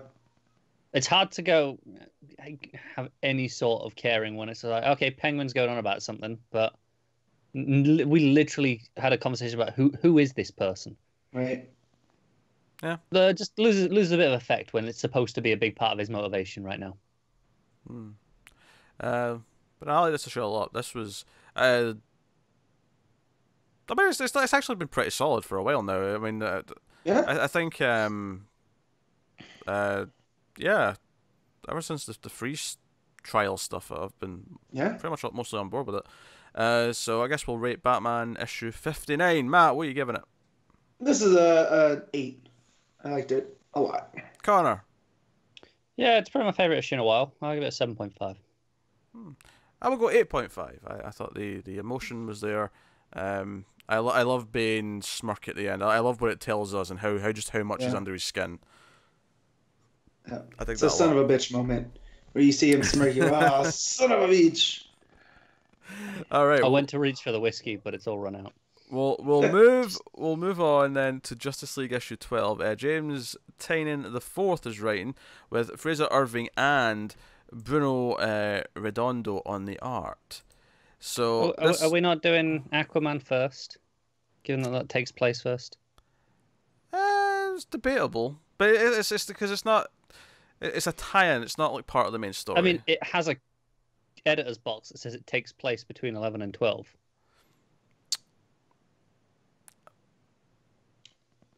No, we're doing Justice League.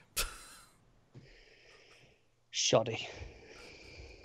I see. That's how I read them. I read them first. I read Justice League first, so yeah, and I kind of got irritated by the time I got to Aquaman because I knew exactly what it was going to be. Yeah, it was going to be him in his head during this one moment. Yeah, and knowing that it was Abnett's last issue, it was very frustrating. Because I came back. But more on that in a bit later. We're talking about Aquaman. No, we're talking about Aquaman later. We're talking about Justice League first. Justice League issue 12. Because it annoys Connor, and that brings me great joy. So, I will say this is a kind of a weird middle issue of Justice League. I was actually surprised when I saw that Tynion wrote this one, because I didn't realize till after I'd finished it that it was him. Because as I was reading it, I was like, this is the Snyder exposition issue in the middle that I usually don't like that much. And that's what it felt like. And then the weird thing is, Frazer Irving is a fantastic artist. His pages are mostly gorgeous. I do have one critique. I'm not a big fan of the cutout heads that are sometimes floating around. But his art is this otherworldly thing, and it's cool. But it's so different to the other art in the book that it's kind of distracting. And then the bigger problem I have, though, is that at least at first I thought, okay, so we're in the land of the graveyard of the gods, right? The god graveyard. So that's why it's so different. That's why it's different. It's very ethereal, because he has a very almost like magical, otherworldly kind of look to his art, right? Perfect. However, by the end of the issue, regular scenes with Flash and Superman and that are also taking place in Frazer Irving art, and it has no. It's like, wait, what? There's no rules now. You're just flipping between them. I thought, for a while in the issue, I thought, all right, Irving's doing the Wonder Woman Aquaman stuff in the graveyard of the gods. Yeah, I'm okay with that. It's a good solid reason for a distinctive art shift. Right. It's arguably maybe too jarring. That's fair. It is a bit too jarring. Do you know I think my big problem though is why I think it was jarring is because we first seen this place last issue and it wasn't Irving on art. If it was Irving in last issue when they introduced the Graveyard of Gods, I'd be okay with it. No, I get that. But at least in issue, there's a reason for having the dual artists for most of the issue. And then it just goes, we're running out of time. Irving, do more. Irving, just do all the pages from the last, 6 or 7. Yeah. Which is kind of weird because I think Irving's art is better. I prefer to read that. Yeah. But it's frustrating in that it abandons its structure. It's just so weird. So people were talking about this was the exposition issue, and usually that's kind of annoying because it's like dialogue on top of boxes, but I liked what the exposition was here. I liked what it set up with the different gods and how. So because the big reveal is that basically Poseidon, Arion didn't want to fight the other gods, and the other gods weren't hostile at first. Arion wanted to invite everyone to share in this power that was unique to Earth, that would connect life. So Earth, this goes back to the John's run and the whole. I like the, we got at the end of the first arc of Justice League, the whole life, right? They harness the power of the white. That it started with there too, is that somehow life as we know it started on Earth, and that's what makes it the center of the multiverse and whatnot, right? Yeah. And here it goes back to that life as we know it and how it's so different was meant to be an inspiration to other planets. And Arion was all about that. Yeah, he wants to share it. He wants to invite them and bask in it. And come and see what we're all about. And then Poseidon is kind of wait, no, this is mine. This is what makes us special. We don't share it. So he ends up corrupting that power. And it ends up corrupting these. He convinces Arion that they're a threat, and that's what sets us down this path of imprisoning them. Yep. And as Poseidon himself admits, he basically turned them into the hostile threats that he thought they were in the first place by doing this for, eons and eons of time. So it's interesting. No, I mean, I like that swerve in it. I really like most of the exposition. There's the points that I really dislike are when the exposition is explaining stuff in the art. Yeah. There's a bit towards the end where Mira has a sword and she's, attacking. And then you just get Flash's head. It's like, oh, wow, Mira killed it. The floodwaters are retreating. And the creature's with it. It's like, yeah, I know. I just read that. I just saw that happen. Yeah. The one that got me is there was Arion there with two other, right? Two other beings. The flashback bit. Yeah, in the flashback. And at first I thought they were meant to be the sea gods that had come. But then I was like, oh no, this is... No, I think they're his sidekicks almost. Atlanteans, right? Yeah. And then I was getting Trinity vibes. This is Superman, Batman, and Wonder Woman. And then that they don't ever get brought up. I feel like that art... I do feel like they're ripe for exploration later. This trio. See, I don't know though. I feel like there was a miscommunication with the art. I feel like at first there were these characters, and then they're like, "Oh, we don't have time to get into these characters." And they're just supposed to be other high-ranking Atlanteans of the time, maybe. Yeah. Some of them going forward. But I just felt like with what's been going on with the whole Doom and Justice, and this is kind of always the cycle, right?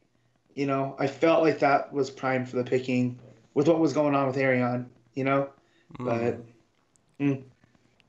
yeah. So no, I mean the art is gorgeous still when Irving's doing it. The stuff with Mira with a sword, the stuff with Wonder Woman as well. Demonic Flash. The cloudy kind of otherworldly feel that it has is just gorgeous, and it has atmosphere, which is the thing I like the most about it. It's just a shame that it's just cutting back and forth, and it feels kind of jarring in the changes. Yeah, it's very uneven. Meanwhile, Batman's in an old Lexo suit, taking on the Doom. He's like, I'm going to kick all your asses without any arms or legs. Yes. Because Batman. Drop the effing doorknob and step away from the totality. Yeah. So, Oh, and I like what I did with the God stuff too, with Cheetah, and I liked how she was like, these are some like pretty cool artifacts. I don't want to destroy them. Like the archaeologist in me, Yeah. Like they're just kind of like, don't mind that, Cheetah. It's all for a purpose. So basically, also, I think that the most important part is the final line is surely the title of this episode. Well, before we get to the final line, I just want to mention Mira does get the teardrop of extinction from Arion's bones, which, when put on her sword, is what starts to win the fight. It starts. It's what beats the flood back. So they're kind of starting to lose. The gods are now worried. They're retreating, and that's when Black Manta says, "I can feel the death Kraken. Let's raise the death Kraken." Yeah. Really. So we also didn't get into really what Wonder Woman and Aquaman were doing, and like Poseidon attacks Aquaman, and it was just like, oh well. Yeah, that was the end of last issue. The last issue was immune. Right, but then of course it's not. It's exactly what we thought it was. Is he was doing that to see if Aquaman was strong enough. In terms of plot, that's maybe my biggest complaint, is that cliffhanger is a complete cop out. Yeah. Yeah. Because he wasn't just hit; he was impaled. He was impaled with a trident. He was impaled, but Poseidon thought that if he still had all his powers, this would make him even stronger for some reason. Which I love that Wonder Woman points that out too. She's like, yeah, so like somehow being stabbed makes you stronger. I don't get it. Like I get magical trident and all that, sure, but you really have to stab him with it. But so him not having his powers, I don't know if this is going to be a thing going forward. Like, is he going to reclaim them from Black Manta? He'll get them back by the end of this story. But yeah, so they're in Black Manta, and I still don't. It's just one of those things. Like I don't get it. But I mean, I don't think he will be. But I'd hope that Frazer Irving was doing the art for the next issue, because that final page with the Kraken just being teased through the water. Oh, I know. It's beautiful. For all the faults that I can levy at this book, that final page is gorgeous, and it's the best moment of the book. The problem is Irving's art is fantastic throughout. It's just like the page where Poseidon's like sacrificing himself to let them out is gorgeous. It's just it feels jarring in comparison with everything else. Here's my question, storyline wise: are they going to kill the sea gods, or is Mira going to do something with the Tear of Extinction in the water that's going to wash away their corruption? I feel like it might be a bit of that. Like once Superman, for example, learns that this was the truth of what happened to them in the past, he's not going to want to kill them. Yeah. No, he don't want to kill them, period. But I just feel like if they kill them, it just leads to Luther winning more. They'll be making peace and somehow with them. Yeah. By the end, they'll send them back to their own worlds with maybe the power they wanted in the first place. Send them off with the trident. Yeah. Right. So because remember that this was all supposed to be Luther discovering Doom before, right? Because we had that whole issue of him going to the future, and so I feel like if they can go and spread life through, that thwarts him a little bit more. Then he starts to get more desperate. I don't know. Yeah. But yeah. So going back to what I said about too much exposition, it was just some of the pages, especially early on in the book, felt really like just clunky with too much boxes, too much dialogue, too much narration. I had to reread a couple pages. It definitely eased up as it went on. You did. And I found the Irving stuff was a lot less cluttered in terms of just they didn't put as many boxes over. It was because they said this art's too good, we're not covering it up. So they made the right choice. Yes, they did. So it got better as it went along, but the early issue was kind of bugging me how it was taking me like 3 times as long to read one of the pages compared to normal. Yeah, because it was just so packed. I get that. But also released the Death Kraken. Released the Death Kraken, yes. Because actually, one of the things with the art is that, again, going back to how it broke its system of, okay, the stuff in the graveyard of the gods is the Irving stuff and the other stuff's not. So early on we see Black Manta in the regular art, and then we see it in the Irving art towards the end, and I went, this looks like a completely different character in Irving's art. Like, this is a completely different shape of helmet, this is a completely different Black Manta. Just to emphasise how big the difference was between the two. Yeah. But hey, so we'll rate Justice League. Matt, what are you giving it? This is a 7.5. Just with the exposition, I liked a lot of it, what it was, but it was clunky at the beginning. And then like the inconsistencies with the art too. But I still overall enjoyed it. Connor? I agree with the 7.5. If it had been a neat split with Irving's stuff, that would probably have pushed it up. But it being distracting that it ruined its structure.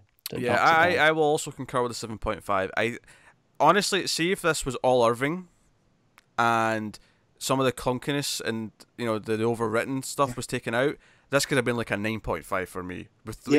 See if you look at just those last couple of pages on their own, it's like that feels like the ending of like a 9 or something. It does, yeah. But the start. Yeah, so I like a lot of the content, but it was how it was presented. Is what jumbles it up. You know. So hey, that's Justice League. Which does take us neatly on to Aquaman issue 42, Dan Abnett and Medina, which is a tie-in to this, but also the final issue of Abnett's run, which is really weird. And there's elements of that there. Like it feels kind of like a greatest hits because you see Wrath again, and you see some other things. It kind of feels like here's the message of my run. Yeah. The problem though is that it feels like the reason why the effect that Poseidon had on Aquaman put him into like a place in his head is just to justify how we can have an issue inside his head, and that's it. That's the whole issue. It's a clip show. Yeah, it's a clip show. Yeah, that's all it is, and it's not necessarily a terrible issue. It's just well enough written, but a couple of pages into it, I'm like, okay, we're just in Aquaman's head as he's like learning whatever Poseidon's giving him. Yeah, I really don't like this issue. It's very tedious. Yeah, it's about a word. I think it's kind of pointless. For one, you say, oh, it's a greatest hits. It's supposed to be this stuff, but it feels so unearned to just do it like this. Oh, I never said it was good. I said that's what it was supposed to be. Yeah. But greatest hits feels generous. He's in a hard place, right? I'll blame Abnett for this because his final issue is a tie-in to a crossover. It wasn't even really a crossover. It's just a Justice League story that has a couple of Aquaman tie-ins. And like, what does he do? He has to wrap up his run. He has to fit it into the story of what's going on in the main story. And it's like, I mean, his run's been going about what 50 odd issues. Mm-hmm. He had a little bit before Rebirth. Yeah, he had an arc before. Yeah. And it's a pretty solid run. Like you take away some of the early Rebirth stuff, like once he really got going with the Aquamarines. Yeah, that early Rebirth's just the weakest section. And there's that one. There was that run Wrath issue that was pretty bad, but other than that, it was a pretty solid run. Yeah, it's definitely like one of those that'll be. Oh, hey, so I want an Aquaman run. Yeah, you can read this. It'll be good enough. Yeah, you look at Aquaman and you're basically Peter David and that Abnett. I think in terms of recommending Jeff Parker. this... Oh, sure, yeah, I like Jeff Parker. And Johns, obviously. Jeff Johns, yeah. I think in terms of recommending this in the future, though, as a run, I'm going to struggle because it kind of doesn't have an ending. It kind of just like, I guess it's done. There's no resolution with a lot of the Mera as queen stuff, which I'm sure they're going to pick up on, when... But it kind of... Kelly Sue. A lot of it just kind of like, I guess I'm done. Yeah.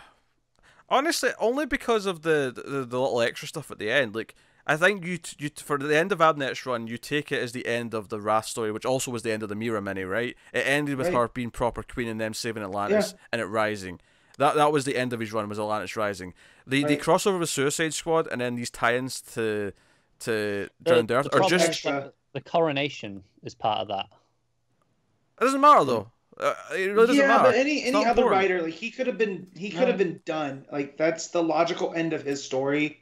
Was Mera ascended. Yeah, okay, I'm with you. Yeah, that's the ending. You didn't really need to see the coronation. That was just there because he had to do more issues. Yeah. So would you say in future to someone reading it, just stop there? Yeah, because I mean it wouldn't even be in the trade, right? Because the Suicide Squad one would be its own little mini, and then these two Aquaman issues I assume will be in the Justice League trade. I would just say stop at the end of that. But there you go. That's your ending. Yeah. And that stuff was the strongest. Like from issue 25 till the end of that story, that was his pinnacle. Really. Tried and all that stuff. Yeah, that was fun. Yeah, it was really good stuff. So I would just say there's a couple of really weird add-ons at the end because they had to have the book going long enough before the new run started. Do you know what's something I'm sad about Aquaman going forward? And don't get me wrong, I'm looking forward to trying the Kelly Sue stuff. But I'm a little bit sad we dropped Sejik's style already.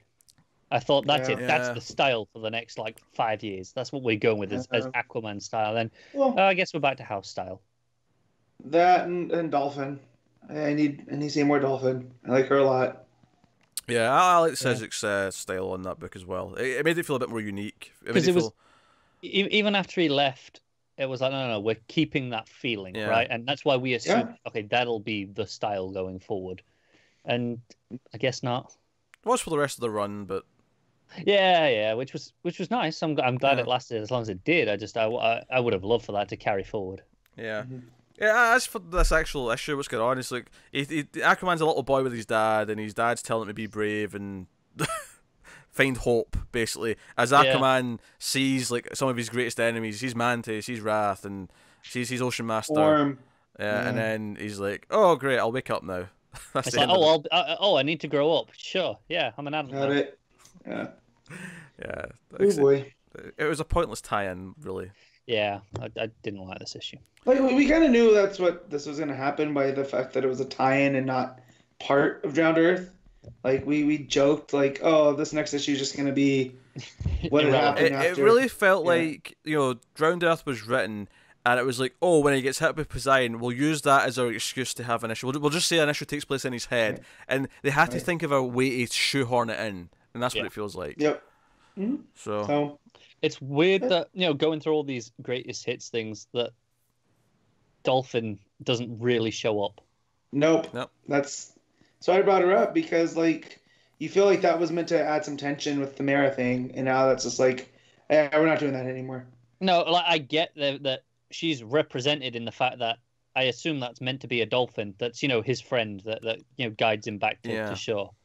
But I mean, because that's what Dolphin did for him. She helped him become the Aquaman again. But we not have just had Dolphin show up? We had Wrath. We had everyone else. Why not just use Dolphin? Yeah, where's King Shark? He was important. Jirok Biss. Yeah. He was awesome. Yeah, where's Volko? Who's representing Volko in all this, man? No one else is represented. It's just Dolphin. Yeah. I'm like, but why? I don't know. There was a crabfish in the background of one of the panels. I think that was Volko. Yeah. I've been really doubting of the Aquaman movie because they keep it in the same trailer. Yeah. And the CG looks real bad. But I got the second trailer yesterday when I went to the movies. Was that the super 5-minute long one? I don't think it was 5 minutes long. It was. Yeah. That was the one I saw. More action oriented. Could have been the third one. There was a new one in the last few weeks that was the final trailer. But it made me much more hopeful for the movie because it looked like it was full of humor, and really taking advantage of Momoa. Is it Aquabro humor? Yeah. Well, that's why I liked him. I mean, it was. So Volko shows up because you guys reminded me when you brought up Volko, and it was the first time I've seen, what's his name, Green Goblin from the first Spider-Man. Dafoe as Volko, and he tells him we got to get you a trident, and Aquaman's like, yeah, I already got one of those, and he points to his. He's like, no, you need one more powerful. He's like, yeah, but I have one already. Why do I need a new one? It works just fine. It's a trident. You stab people with it. Right, and it was just that Aquabro, a lot more of that from Justice League that I enjoyed. And so I was like, oh, okay, I can put up with that CG. He's going to hate it. I'm not sold on the bro humor. I'm really not. But we'll see. Get ready for it, because if Kelly Sue has a short run, that's what you're getting for Aquaman after this. Yeah, which I don't want, though, because I like comics being different. I don't want it either. I'm just saying, prepare for the worst. I just, it's kind of like, I love the idea that underwater is another world, right? And it's kind of like Irving's art. It's like Cedric's art when he was doing the trade stuff and all that. I like the feeling that we're in this almost alien place, but it's on Earth still. There's a really great sort of sense of wonder to that. And I feel like the movie looks more just like, big CG effects and action and bro humor. So that's what I thought leading up to it. But this, with what they're doing with the last trailer I got, it really doubles down on Orm in this alien setting. Like, he's of neither place, he's not of the land, he's not of the sea, so he's an outsider in both. And I feel that's what they're really driving home on, which that's Aquaman, right? Like, that's at least that's there. So I'm a little bit more hopeful after that because as it stood right now, my biggest hope for the DC cinematic universe was Shazam. I'm still looking forward to that more than I am Aquaman. I am too. Oh yeah, me too. But at least I have a glimmer, you know. I hope I like it. I want to like it. Yeah, I'm a little bit more optimistic now that you've said that, but I mean, I'm not really optimistic. It still might be real bad, but at least James Wan. I tend to like his stuff more than I don't like it. Sure. He's unproven in a non-horror realm. That's all I'm saying.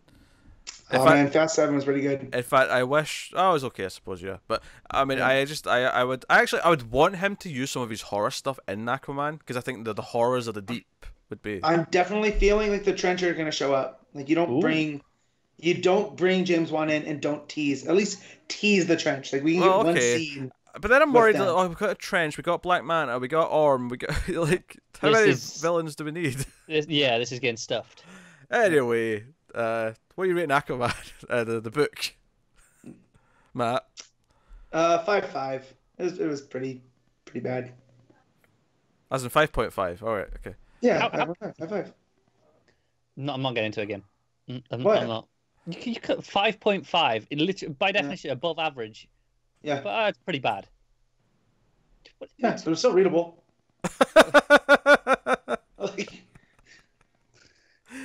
What are you giving it, Cara? A 4. Yeah, I think I'm on line with the 4 because it wasn't terribly written. It wasn't like it was horrible art or anything like that. It was just the concept and why it exists just felt forced and it feels irrelevant. Yeah. It feels clunky. It feels like a bit of a mess in terms of just that it's here's everything at once. Even though the dialogue's fine, it's got no weight to it. It's got nothing to it. You could have skipped this and started Kelly Sue stuff, and it would have been fine. You probably should have skipped this if you haven't read it already for some reason. But that'll take us back to a Justice League bit. We got Justice League Dark issue 5. This is James Tynion the 4th, and we have on art Daniel Sampere. So yeah, this was Detective Chimp focused to a point. The chimp drinks. The chimp does drink. A chimpanzee walks into a bar. Yes. Yeah. He drinks a lot in this. But that's not the joke. We start the book, we end the book with him drinking. Okay, so I got a question for Connor, because he's our de facto DC magic expert. Are you that familiar with this land? Is it Mira? Is that how you say it? I assume it's how you say it. That's how I've always read it. I'm not hugely familiar, no. It's one of those corners that vaguely aware of. Do you know what's funny is that I read Mira first, and then I said, no, I'll say Myra. And the reason why I switched is because Mira to me sounds like I'm saying the word mirror. See, to me it sounds like Mira from Aquaman. Okay. The double R to me says Mira, not Myra. Yeah. Yeah. That's fair. That's fair, but I feel like I'm just saying the word mirror in my accent, because that's how I say mirror. Mira. Yeah. What was that bullshit Scottish accent, Matt? That's... I was like, a bad Scotty impression was what that was. Yeah, no, of course. That's what... But anyways, yeah, because I don't know about this place whatsoever. Like, I know of the Magic Realms. You have Gemworld, and you have the Warlord place. I forget the name of it. And if you're counting, the land that time forgot as magic, that's more sci-fi. I'm not too sure, depending on who's writing. Gemworld's this place, though. Yeah. So this is all I know. And when they started describing it as a place of metaphors and not literal, my brain kind of went like, wait, so is it real or is it not real? Like, how are they interacting with it if it's a land of metaphors? Because you can interact with a metaphor. Sure. Yeah, but Chimp was making it sound like it's not a place of concrete. No, I think it's more the idea that everything's a representation of something. Like where he says, we see it's not a tree, it's just something that looks like a tree. It's a representation of a tree, but it's a sentient being. But it's still a tree, right? Well, is it? I don't know, and that's where again my brain's like, what is this place? So I guess that's the good job by Tynion, right? For like, it feels really mystical. Yeah, like, because I don't know what this place is, and like, yeah, there's skeletons, soldiers, and dragons, and that's fantastical enough, but they're not supposed to exist. And Bobo messed it up, and they're all mad at Bobo. Yeah, because the blue devil. Blue devil. So yeah, shows up and is like. So I had this spoiled by accident via Reddit, because it said "Look who showed up," and there was no spoiler tag. There was no, so why would you was just like, if it says "Look who showed up"? Because it wasn't for Justice League Dark. It was just, I thought it was going to be like a Stan Lee something. You know what I mean? Right. Okay. Some of the DC subreddit, you thought like, whatever. And then I click on it, and it was Blue Devil, and I went, son of a bitch. Now I know what to expect for Justice League Dark. It didn't ruin it for me because Blue Devil's one of those characters that I really like. But had I had the surprise of him showing up at the end, because he's teased at the beginning. Yeah. When he shows up at the end with a giant axe. Yeah, I would have liked to have that surprise. You know? Yeah. Basically, they steal Bobo's sword because they want to go to Mirror, and he's not happy about it, and then he decides to man up a little bit afterwards and follows them in to try and take control of the situation. And they don't like him very much there. He did something really bad to mess up. Because obviously we're starting a flashback where they're at the funeral of the Nightmaster. And this is him getting the sword and him getting the duty and how much responsibility it is and everything else. That funeral seemed like a legit good funeral. You know, you had bands playing. You had 2 different bands. You had Nightmasters, the Electrics, which is a weird name for a band. And then you had some Mirren sorcerers playing like the light flute from Futurama. Presumably an open bar. Yeah, probably. You know. But yeah, so when did Bobo do this? This is right after? Right after Metal, presumably, yeah. Yeah. Right. So between Metal and then when he was recruited for this team, I would assume. Right. So I mean, I as I said, not overly familiar with Mirror. It could be one of those places where time moves a bit funny. And that's what I'm thinking, because if this happened in between, moments with him, I could get that. But I like them bringing Blue Devil back into this because he's a pretty cool character. Yeah. And he was a stuntman that ended up with being cursed by a demon to become a demon. So that's kind of cool. Also worth mentioning, Tracy 13 and Man-Bat bonding a little bit. Yeah. More of a team up that I didn't know I wanted, but I'll take it. Her bringing up Natasha was a nice bit of continuity from Superwoman. That's cool, yeah. I like that. So, no, that stuff was cool. And then he also had Constantine and Swamp Thing off to see Dr. Fate to pick a fight. Naboo. Yeah. To pick a fight and basically to summon some maybe some higher powers. Higher powers. Like, right, someone come in and sort this douche out. Yep. Yeah. So Phantom Stranger shows up, and that's kind of what relieves that. I do appreciate how Constantine that is. He's like, yeah, this is above my pay grade, so I'll just call someone, basically. I also like that the nature magic's still unstable, being that the Parliament of Trees is gone still. They're gone, and Swamp Thing doesn't know that if he decides to retire, if they're ever going to replace him, which that's a problem. They can replace him. Right. And then with Constantine, the cancer's back because that demon blood did burn itself out. So all the different things that he's done, it's almost, I think of it as wizard cancer, like from Harry Potter with Dumbledore. Yeah. It's just attacking him all at once, and it's just too much for him to deal with. Sure, that makes it clear for me, sure. Yeah. I do particularly like what this does for Swamp Thing, though. The idea that he was ready to retire, but now he feels obligated to stay because he's like, but what if I can't? What if the great? Exactly. So it's like this reluctant hero sort of thing that he's doing, even more than usual. Yeah, it's just the burden of if there's no protector of the green, the Earth is screwed, and he doesn't know if he can be replaced or not. So it adds this extra layer to his character that I quite like, because he's always grizzledness to him. He's always been like a tragic hero. He's always been this tragic figure who, at least takes some time coming to accept what his purpose is and what he's supposed to do. Yeah. So the idea of doing this again at the end of his story, if this is what we're considering it, is that like he was ready to give up. He was ready to like go down, and not in a bad way. He was just ready to be replaced. But no, he has to stay on and fight. So. Yeah, and I like that a lot. With him, because like you said, he's this tragic figure that for a while he was just the memories of Alec Holland. You know, he wasn't even the actual Alec Holland. Yeah. So here, you know, now he's stuck. Like he can't even quit if he wanted to. I hope we get to see some of the outcome with Phantom Stranger and Nabu. Yeah. I want to know where that's going.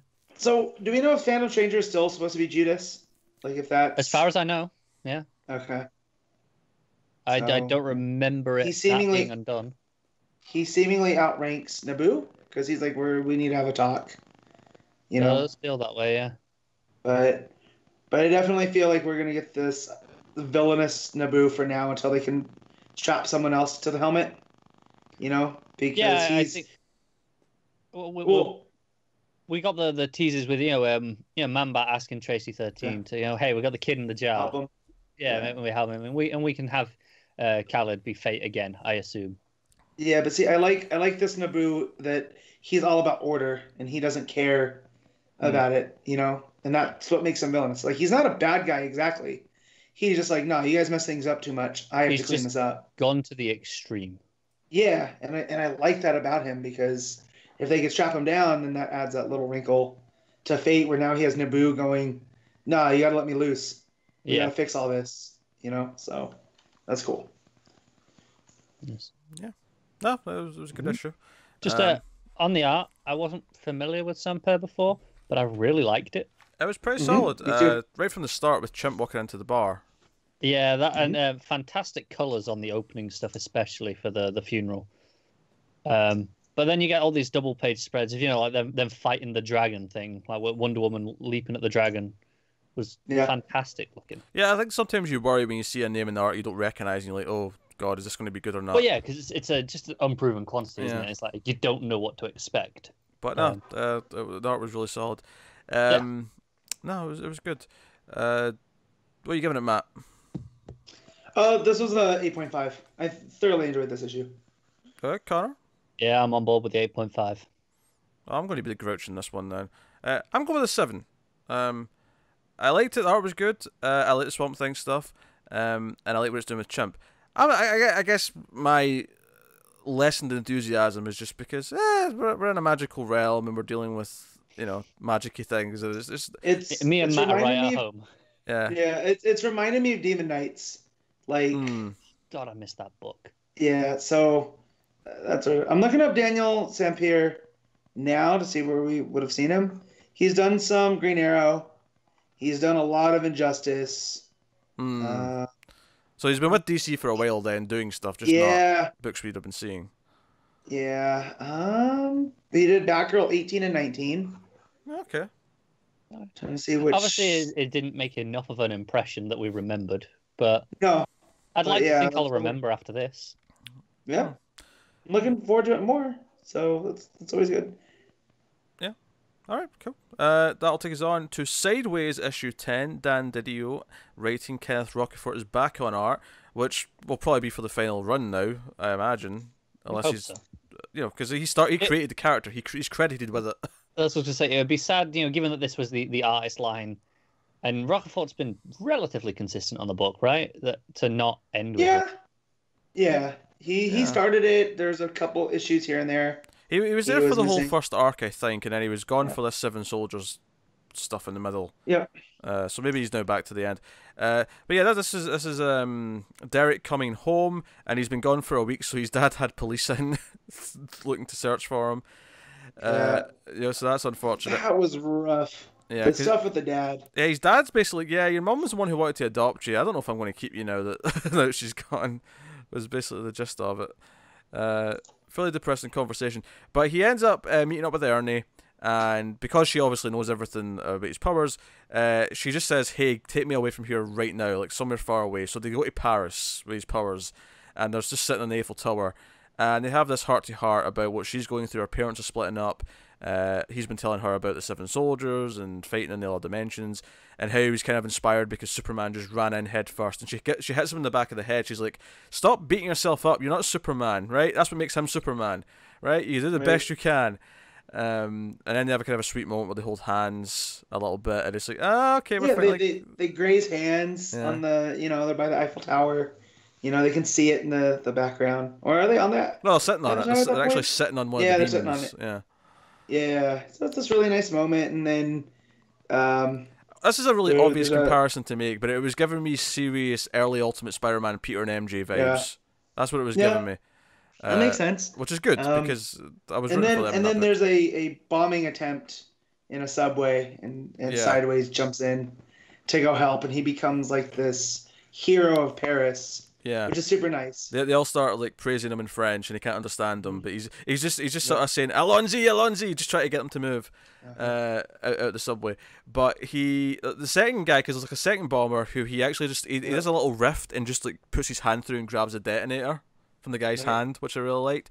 And then the final bomber is going to be in Eiffel Tower, so it's like, Ernie's in danger now because she's still back there. So then he has to swoop in, and he makes a rift below him, and he falls through, and it's fun stuff.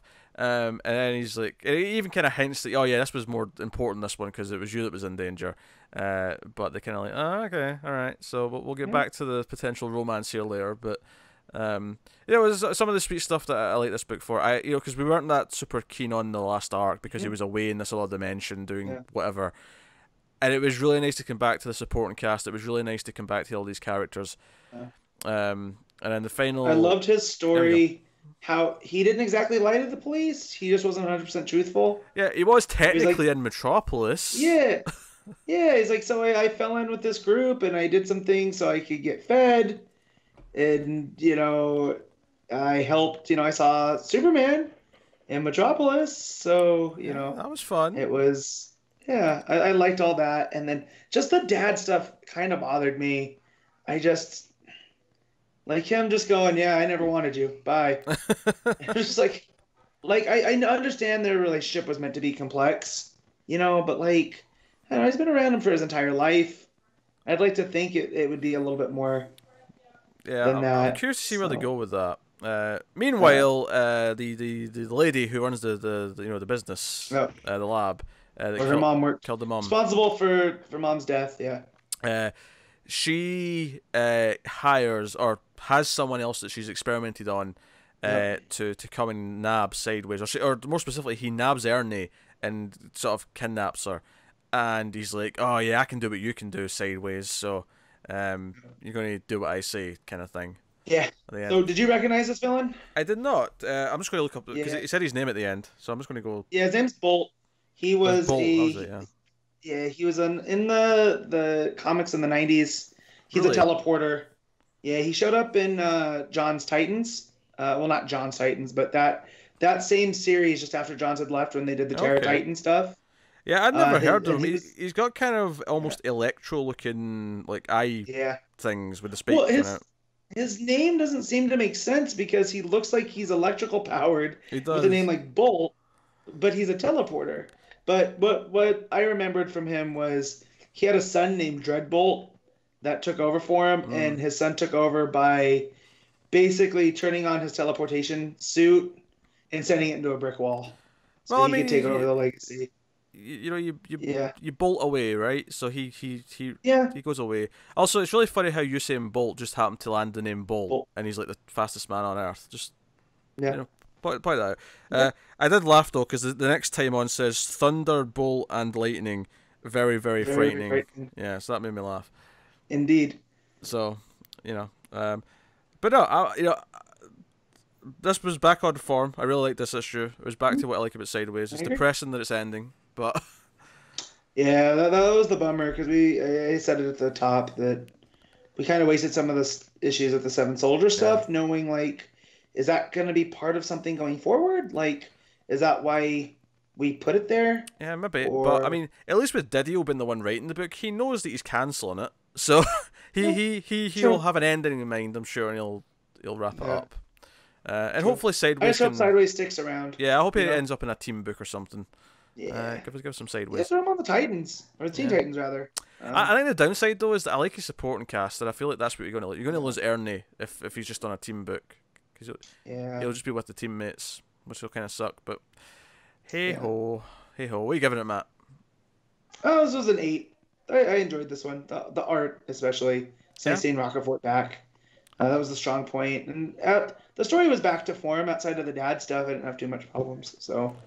Yeah, no, I like the sort of the general, just he used to be a hero plot, so he actually goes off and saves people from bombings. I like that.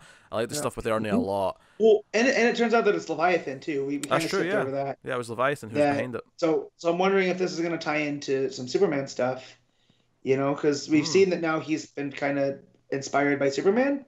So he got his powers in Gotham, but he's being inspired by a version of Superman. So I'm wondering if he ends up coming to Metropolis and Superman or something at some point. Throw him in. Yeah, throw him in the Superman book somehow. Like, make him a friend of Jimmy Olsen's. I can see it. I can see it. All right. So yeah. What'd you rate it? Oh, did I not rate it? 8. Yeah, same. I agree. Okay. 8 out of 10. Gotcha. So we'll move on to Connor's first punishment book. And I should explain this. So why do we have punishment books? We have punishment books because on patreon.com/MailFuzzTV, where you can go and support the show if you want to. We greatly appreciate it. But one of the higher ranking tiers on Patreon is you can make Connor or myself read a book once a month of your choosing. It doesn't have to be a new book. It can be an older book. Although both of Connor's are actually pretty new. More importantly, it doesn't even have to be a punishment. You could make Pete read Demon Knights because it's fantastic, and he should just read it. Yeah, Demon Knights is good. The point being is that Connor has 2 per month, and he's doing both this week because week 4 next week is quite a packed week of books. So it made more sense to do them on this quieter week. So he's going to be talking about Red Hood, Outlaw 26. Scott Lobdell writing and Pete Woods on art. First positive, getting out of the way first, that this isn't a new number 1, because this very easily could have been just issue 1. Sure, yeah. So credit where it's due to whoever in editorial decided that, no, we'll just carry on with the numbering. Because, as I say, it would have been very easy to just call this new number 1, because it is... Even though Lobdell's still writing, unfortunately, it's very much a new run. Second positive, Pete Woods is good on art. I like his art. But, I mean, it's not really a new thing for this book to have good artists, is it? No. It was Rocafort's baby back in the day. It was, yeah. And Rocafort's solid. Well, what's not to like there? However... in terms of the art, I don't want to throw Pete Woods under the bus here because I don't know that it's his fault. But whoever designed this Red Hood outfit needs a crowbar. It's shite. It hides it for like the first 6-7 pages. He's just wearing a red hoodie and you can't see his face. It's all shadowed out. It's pretty long. It's probably about half the book until he reveals it. He's got just like a mask for the bottom half. It's like a rebreather style. Kind of just covers up his mouth and goes up to his nose, and then he's got his eye domino mask. And that's it. I'm looking it up. Right now. It's atrocious. So yeah, he's got almost like Scorpion Sub-Zero type mask, but he's also got a hood that he sometimes wears. But yeah, he's got a hoodie. But what the hell? I don't mind the top half so much. It's the weird grey trousers that I'm having. The grey military combat. Yeah, they're weird. I don't know what's going on with them. They should just be black. They should. I really don't like it. There's a panel in this that is all this silhouette, and then you've got the red hood, red eyes for some reason. I guess he has lenses in that mask. Just because. Got to have that effect, and then the red mask, and then just black until you get to the red bat logo he gets again, and that's it. It's all blacked out except. I mean, I guess you could argue at least it's a hood now, so his name makes more sense. Sure, but I mean, yeah, but I don't know his whole helmet thing with him taking over the name Red Hood from a Joker alias, maybe had a meaning behind it, right? Yeah. And now just putting a hood and goggles on him, and it's like, well, It's kind of low key Phantasm for me, and that kind of upsets me. You know. I can see the Mask of Phantasm comparison. So this is equally the best and worst issue in a long time. It's the best because Pete Woods. Right? No, Matt, your mic's going, by the way. No, it's the best because no Artemis. So hell yeah. It's the worst because no Bizarro. So screw it. They really balanced that book out. That's kind of rough. Weird.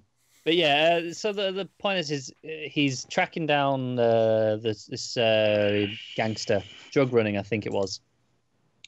From whatever he was doing with Roy back in the annual last time. And he's on a bus, and he's conveniently the only person on the bus. And I just want to point out how much I hate this book.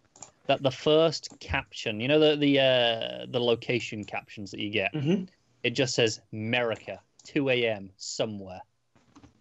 I go, ugh. Does it say America or America? No, America with the apostrophe. Oh God. Yeah. I thought you were going to say something. Oh yeah. No, I feel like the pronunciation is weird here. Isn't it meant to be America? Oh no, because that's with a U. This right. is America. Okay. America. All right. I thought I should usually emphasize with the U sound though. Yeah, well, that's just the way if you really want to sound down home redneck, it's America. But if you just want to sound like upper class redneck, it's America. You know? Yeah. Okay. Noted. But yeah, so he's on a bus. Conveniently, he's the only one, and it's just the driver. And they come across some woman who's bleeding out on the road, and he's like, "All right, I'll come and get her." And she's like, "No, stop, leave. I'm FBI. I'm ordering you to leave. It's not safe for you to get involved." But apparently, he's a hero now, so he's like, "No, I'm not leaving without you," and picks her up and takes her onto the bus. And naturally, all these bikers show up to come and get her. And they're like, "Hey, you got 1 minute to hand her over, and then you can leave." And Jason, being the cocky prick that he is like, comes out and is like, "Oh, that gives me 15 seconds to spare," and proceeds to beat the shit out of them. It's a nice sequence of art, I'll give it that.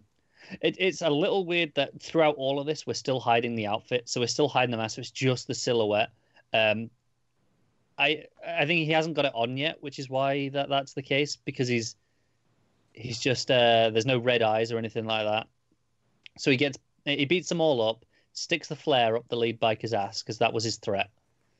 Oh, good lord! Yeah. It starts with let me get the actual dialogue. It's like, yeah, right. First, I'm gonna beat the crap out of your friends. Then I'm gonna shove that flare up your butt. That's the dialogue. And then so he beats them up, and the guy's there going, "Oh, please don't kill me." And he's like, No, I didn't say I was gonna kill you. Remember? And the guy looks horrified, naturally. So he comes back onto the bus, puts on his outfit now, puts on his mask. And the FBI lady is like, "Hang on a second. I know who you are. You tried to assassinate Cobblepot. Come on, you're under arrest." Bear in mind, she's lying on the chairs, bleeding out at this point. She's clearly not going to do anything. And he just tells the driver, "Hey, you take her to a hospital. It's like 40 miles back. I'm going after the guys." So he jumps in. We cut to him jumping in on these mobsters with a crowbar. That's his weapon of choice. I'm not shitting you. I was gonna ask because I just pulled up the redesign and I'm looking at the the different things. Does he have a crowbar in that? Yeah, he's got the crowbar with and a katana. It looks like one of the short swords, the shotos. Right. And whatever. I'm glad I don't care about this character. Whatsoever. So he's going around with a crowbar, and then he beats up a dude with an American flag.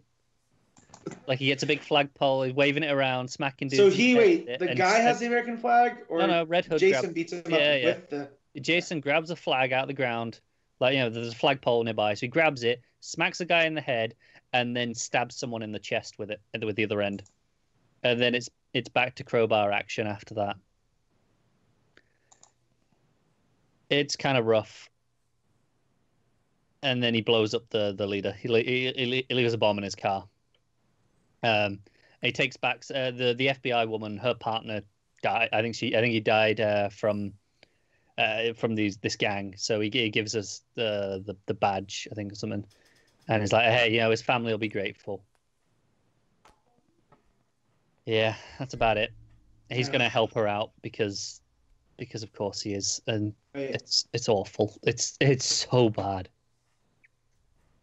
But why is he using a crowbar? What was it like to be the Jason Todd of My Cat's Firefly? That's what I thought. Off he goes. Yeah. I don't have anything interesting about the book, so I'm just making some jokes about the cat. Honestly, this is the most I have to say about the book in a while because I'm in shock at the new direction. He's going around beating up people with crowbars. That's something. Yeah. There's something. Yeah. Because reasons. Dumb. It's a 3. Well then, I suppose that takes me on to Hawk and Dove issue 6. And there's a change in creatives here from the previous issues. Ooh. Yes, now Rob Liefeld is writing and doing art.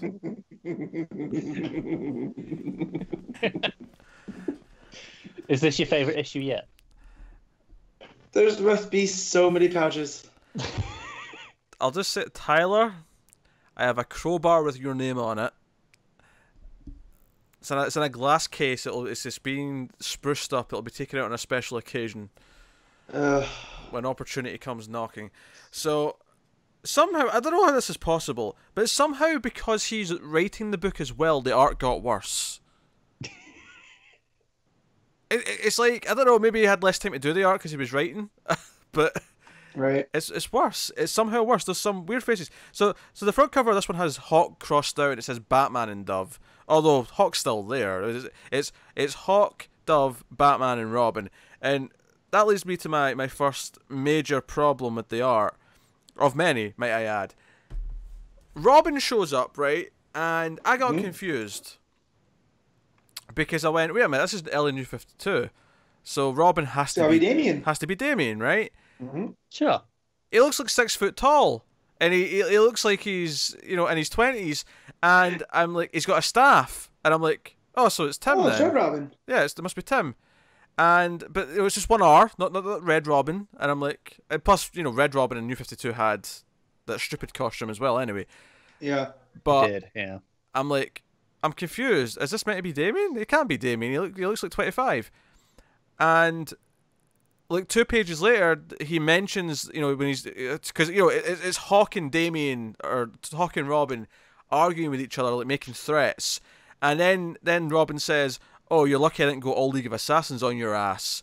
And I'm like, "Oh, it is Damien. Okay." He just looks 25. In my headcanon, it's Heretic. Which is, the adult clone. Sure, yeah, right. You could do that. So basically, Hawk is chasing Blockbuster across the rooftops of Gotham because Blockbuster stole a magical amulet or something from the museum. Mm-hmm. And what Blockbuster does? Goes after the magical ones. Apparently, he was hired though by someone. Hold on. Who hired him? Who's the person here? That's real interesting. I forget who hired him. What's this crazy looking chick's name? She's got a horrible design. Dove.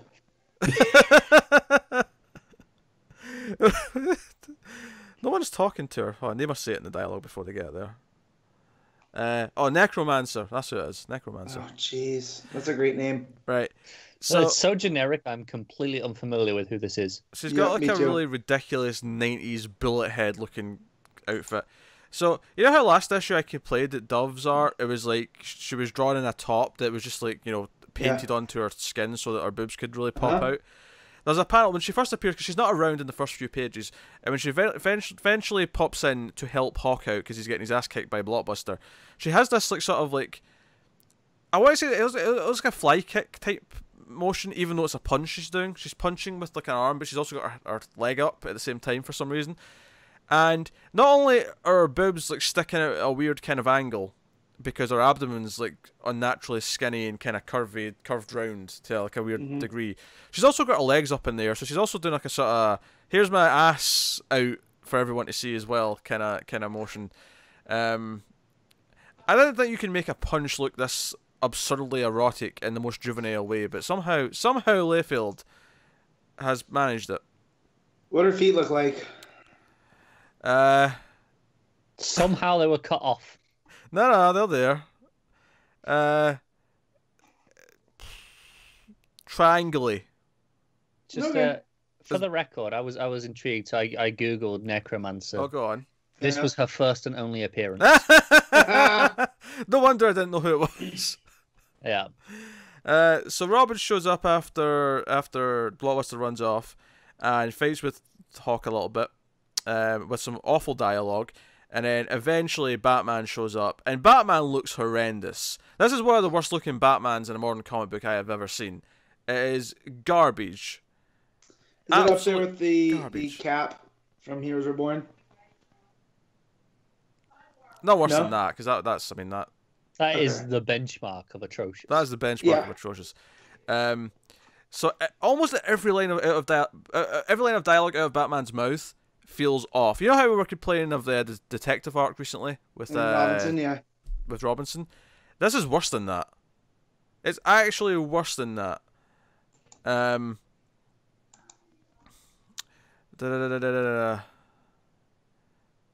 so that was fine so far. And they're flying through the air together, it's all a thing. And then there's some action, they get to Necromancer, and they fight her a bit, and it's whatever. You know, it's what it is. The one saving grace here is that the dialogue was quite thin, at least. There was, it was mostly just quick art pages. So I was like, okay, good couple of quick pages. Liefeld couldn't be bothered. I could get into this. But yes. So yeah, this is a line from Batman's with, time to pull our efforts and put Blockbuster down. I'll throw the first pitch, right? And then after he punches Blockbuster, he says to Hawk, and you knock it out of the park. What? That's it? Yeah, he says, I'll throw the first punch, and then you knock it out of the park. And then, Hawk comes in and punches him. What a stupid line of dialogue. It just feels like something that it's not a Batman line. I could see Dick Grayson saying this with a smirk in his face, but it's not a Batman line. I'm looking for this Batman by Liefeld. It's hard. And it shouldn't be too hard to Batman, find Batman. Yeah, and the whole thing is designed to kind of oversell Hawk and Dove, because Batman then says to Hawk, "Are all avatars of war as powerful as you?" Like he's really impressed. And then the narration says, "The Dark Knight buttered me up. Who'd have thunk it?" Ugh. Man.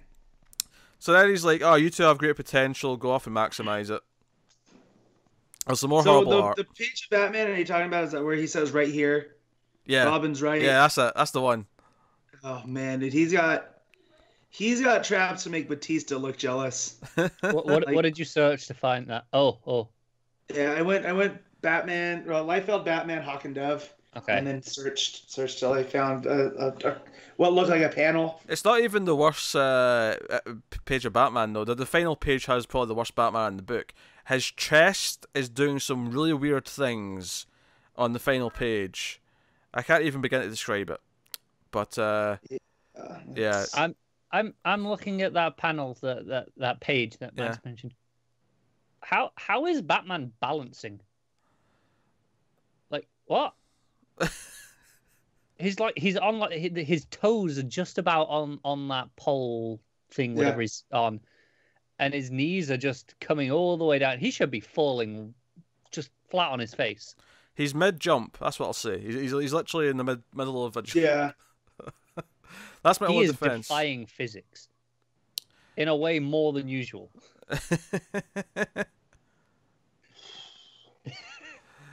Oh dear. I mean, the book opens with Hawk's narration basically being like, dumpster diving is defined as this. And he's like, well, tonight I'm dumpster diving, and the dumpster is Gotham, and I'm the diver. I mean, you'd have been the diver either way. Oh my also, God. I'm looking at that. Yeah, that is not Damien. No, that dude is like... 27. Yeah, it's It is heretic. We'll say that, Connor. Yeah, heretic decided to cosplay for the It's night. absolutely atrocious. This issue is like a 3 out of 10. Finally, he's getting some real punishment. Maybe a 2. This is easily the worst one so far. This is absolute like. Sterling Gates was making it bearable up until now. This just nosedive. It went full Liefeld. Was this issue 6? Yeah. Yes. Is the final page the one with the guy in the yellow? No. Okay. It's Batman with Hawk and Dove on the rooftops before they leave. Okay. Oof, because that page which says One Night in Gotham. Hooey, that is some Liefeld art. Yeah. I'm just seeing some of the images of his Damien. I'm just like, welcome to Gotham City, moron. Oh, it's awful. It's absolutely awful. Tyler, you are a straight up asshole, quite frankly. That's the only explanation, is your asshole. It's the only explanation for making me go through this. Right? It's all fun and games when we're making Connor read shit. That's just enjoyable, good fun. Well, you're making me read bad shit. You almost called this good shit. The idea it's not good shit. That is very important. That's very important too, though. It's not good shit. Necromancer looks terrible. Yeah, she's got. Just looked her up. It's like she's got like a cut-out bullet, metally looking. She looks like a really bad Power Rangers villain. That's how I'll describe her. Well, she has horns on her head, right? Yeah. Yeah. Garbage, absolute garbage. Which takes us on nicely to the Curse of Brimstone issue 7, which Connor's also forced to read. Justin Jordan writing, Eduardo Pansica on the art. Yeah, mine's flaming garbage. It's not worse than what I just had to sit through, is it? Can't be. It's down there. This might be the worst issue yet. To start with, this opens in a fight scene with someone. What did they call her? She's got wind powers. Red Tornado. Quake. I don't know. I don't think they even say her name again, and that's a problem in that. You know, I praised this a couple of issues ago for at the start of the issue, making sure they mention names, and yeah, no mention here, and I don't even remember this fight starting last issue to the point where I was like, am I definitely on this issue? I went and checked. I figured I'd missed an issue, but no. So we spend like 6 or 7 pages with them fighting, and then he just burns her. It's just and his sister's like, "Did you really need to burn her?" And he's like, "Well, you shot her." He goes, "Yeah, but that didn't kill her. You did." I'm just laughing. I just saw a good Onion article title. Right. Okay. It says, "Man has carefully calculated timeline for revealing negative personality traits to his new girlfriend." That sounds just a good smart planning to me. Yeah. You have to present your best light first, and then slowly reveal how awful you are over time. That's Oh yeah, you don't jump straight in. You're just straight in with the bad habits and the fact that you hate Disney musicals. You have to hold that until she already cares about you first. That's just key. You do. But and anyway, they go to this other town. They're like, "Oh yeah, we'll go somewhere else in the ledger. This place looks different. There's no empty storefronts and abandoned factory. It's not a dying town." They get there and it looks all right, and they go into this diner, and everyone's kind of screwed up. Like everyone's missing, like some people are missing eyes, some people are missing a leg, others are like missing fingers. They're all missing bits. And he just wants to burn everyone. He's going brimstone, and she's like, "Stop it! Stop being all brimstone. That's not what we do." And he's like, "Yeah, sure, whatever." They follow them out to the church bells start ringing, and they follow them out, and they're going out to like this like swampy lake bit, and they've just got all these prisoners in cages, and they're taking them out to sacrifice them, to burn them. So, and you just see the fire setting them free, and the woman goes, "Oh, thank God," when they're free, and he just turns to him as Brimstone, going, "Don't thank God, thank me." I'm like, ugh. Oh, edgy. You cannot pull off this awful dialogue. That was almost a Jim Sterling finish. It was, but without the cheese, right? Mass like, who? But yeah, And then basically his sister's like, what are you doing? And and he goes, oh, I'm not doing this. And it cuts to this the final page. This woman goes, no, I am. She's presumably blind. She's got this blindfold over her, and she's kind of invisible. She becomes visible as she walks out. I was a bit unclear as to whether she's kind of shapeshifted and borrowed his form, sort of thing, and that's why she was invisible before, and this is meant to be a transitioning back to being her, or if she's just like mind controlled him into doing it. It's really unclear. Which is something I think that's why this is the worst issue of this book, is that there's genuine things that are just unclear. Is that I'm not really sure what happened here at the end. At the start, I can't tell you that villain's name that they were fighting for the first quarter of the book. It's the writing has deteriorated even more so. Let's just go with Necromancer. It might as well be. It really might as well be. That'd fit into the overall tone of the book. It's fine. Yeah. And then I don't really care that he's going all brimstone and his sister's going, oh, don't kill everyone. And he's going, oh, I'm going to kill them all. Ugh. Screw it. It's a 2. You just wanted to have a lower number than I did. No. Do you know what? I always score my books on a document after I read them. I'm going to hold this up for verification's sake. I don't know if that's going to come up. Read that. Just hold it still enough, it'll adjust. I can see it. Brimstone. It says, where is it? Brimstone 7-2. I can see it. Yeah. There we go. Why does your 2 look like an 8?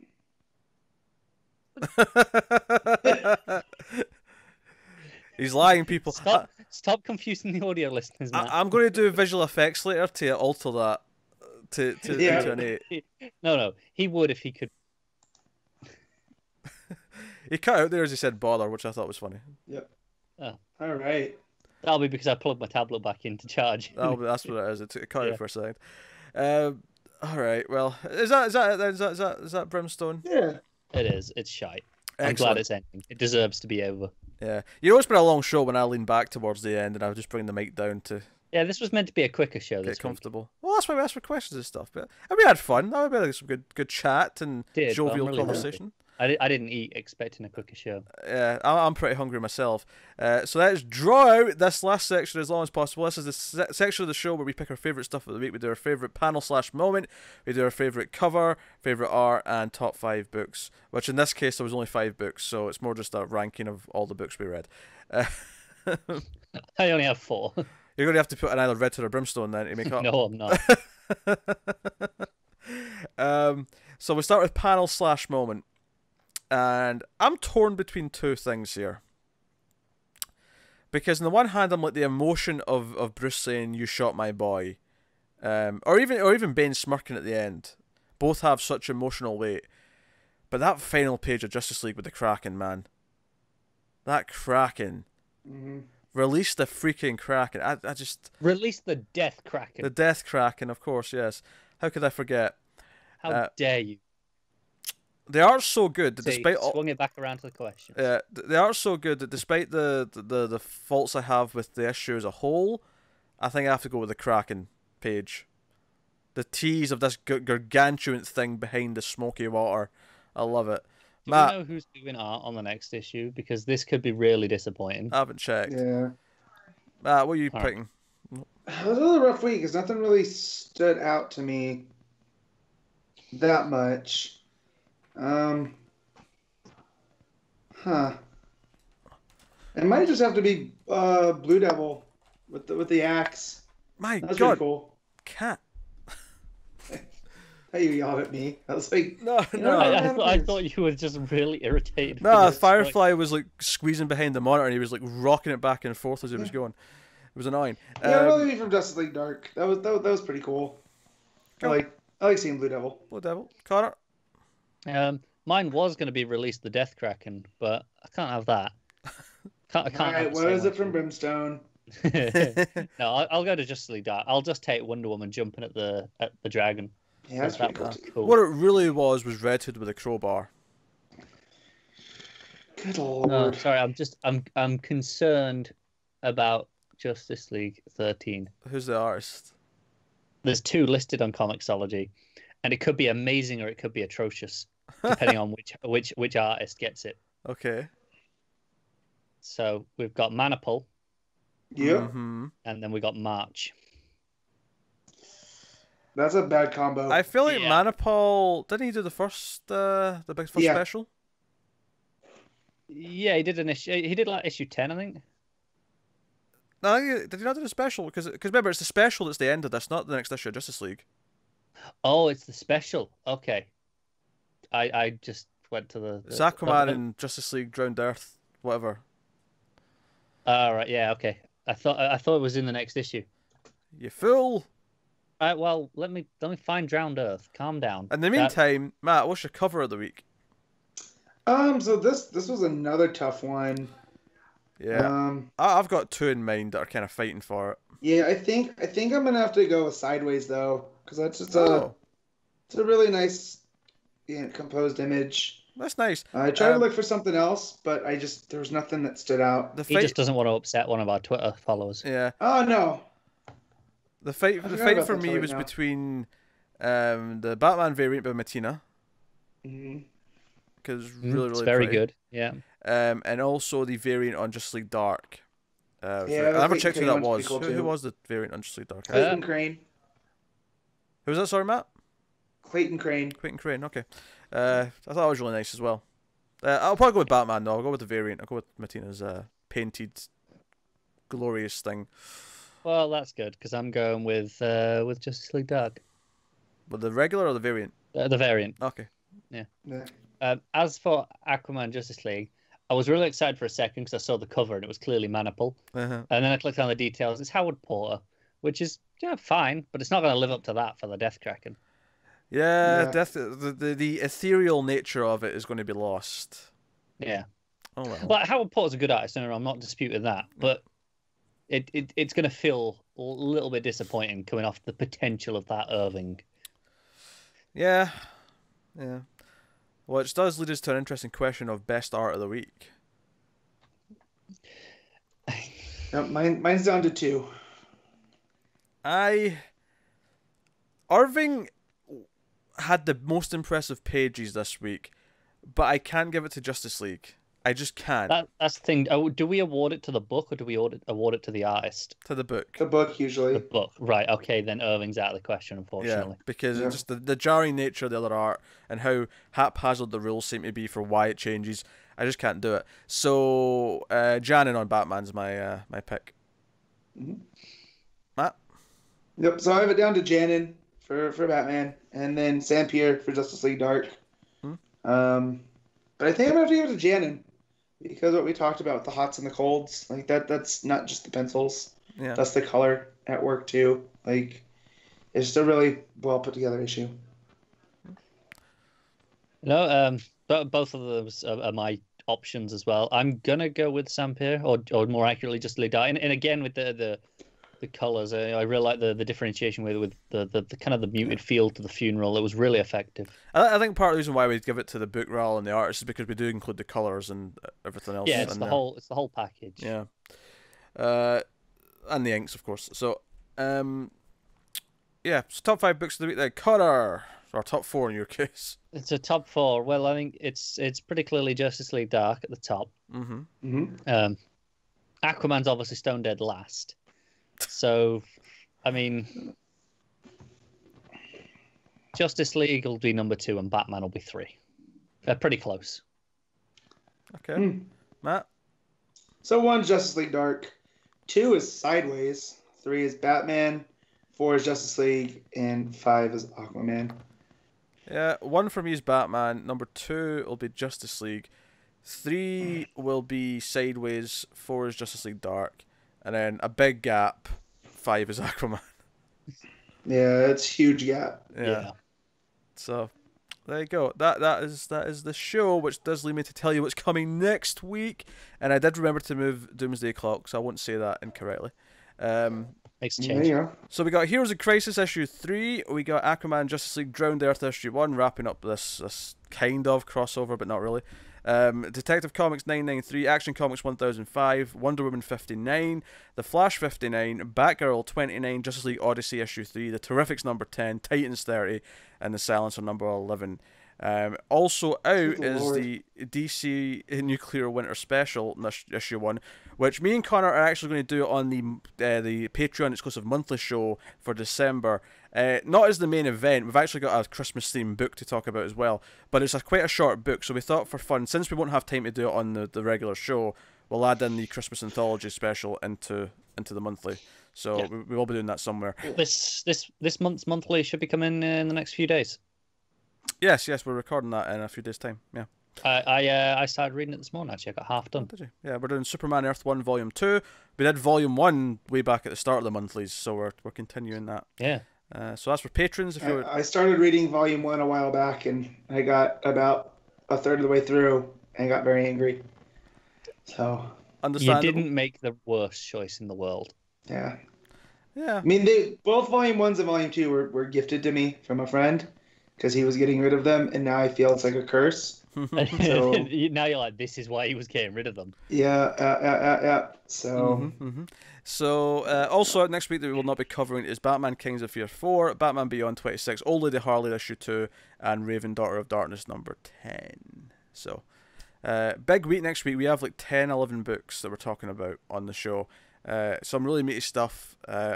Obviously Heroes in Crisis being first and foremost, but a lot of big stuff. So that's what's coming next week. And we mentioned Patreon. We mentioned the monthly show that you get, the $5 tier on patreon.com/MailFuzzTV. But even $1 a month is a big deal and it supports us a lot. So if you're interested in doing that, go over there and have a look. You can, of course, also like, subscribe, comment, and tell us what you thought of the books in the comments below. Or get us on Twitter at DC Comics Podcast. All of which is cool. And in weeks where we do want questions, we'll ask on Twitter, and you can also comment on the videos. Although we won't need them next week. Next week is going to be packed enough without it. But weeks 1 and 3 are a bit quieter right now, so they tend to be a bit more questiony orientated. So that is the show. That is episode 131, I think we're on, of Comics for the Multiverse. So thank you very much for watching and listening. We always appreciate it. Keep reading DC Comics, and always remember to never get lost in the Speed Force.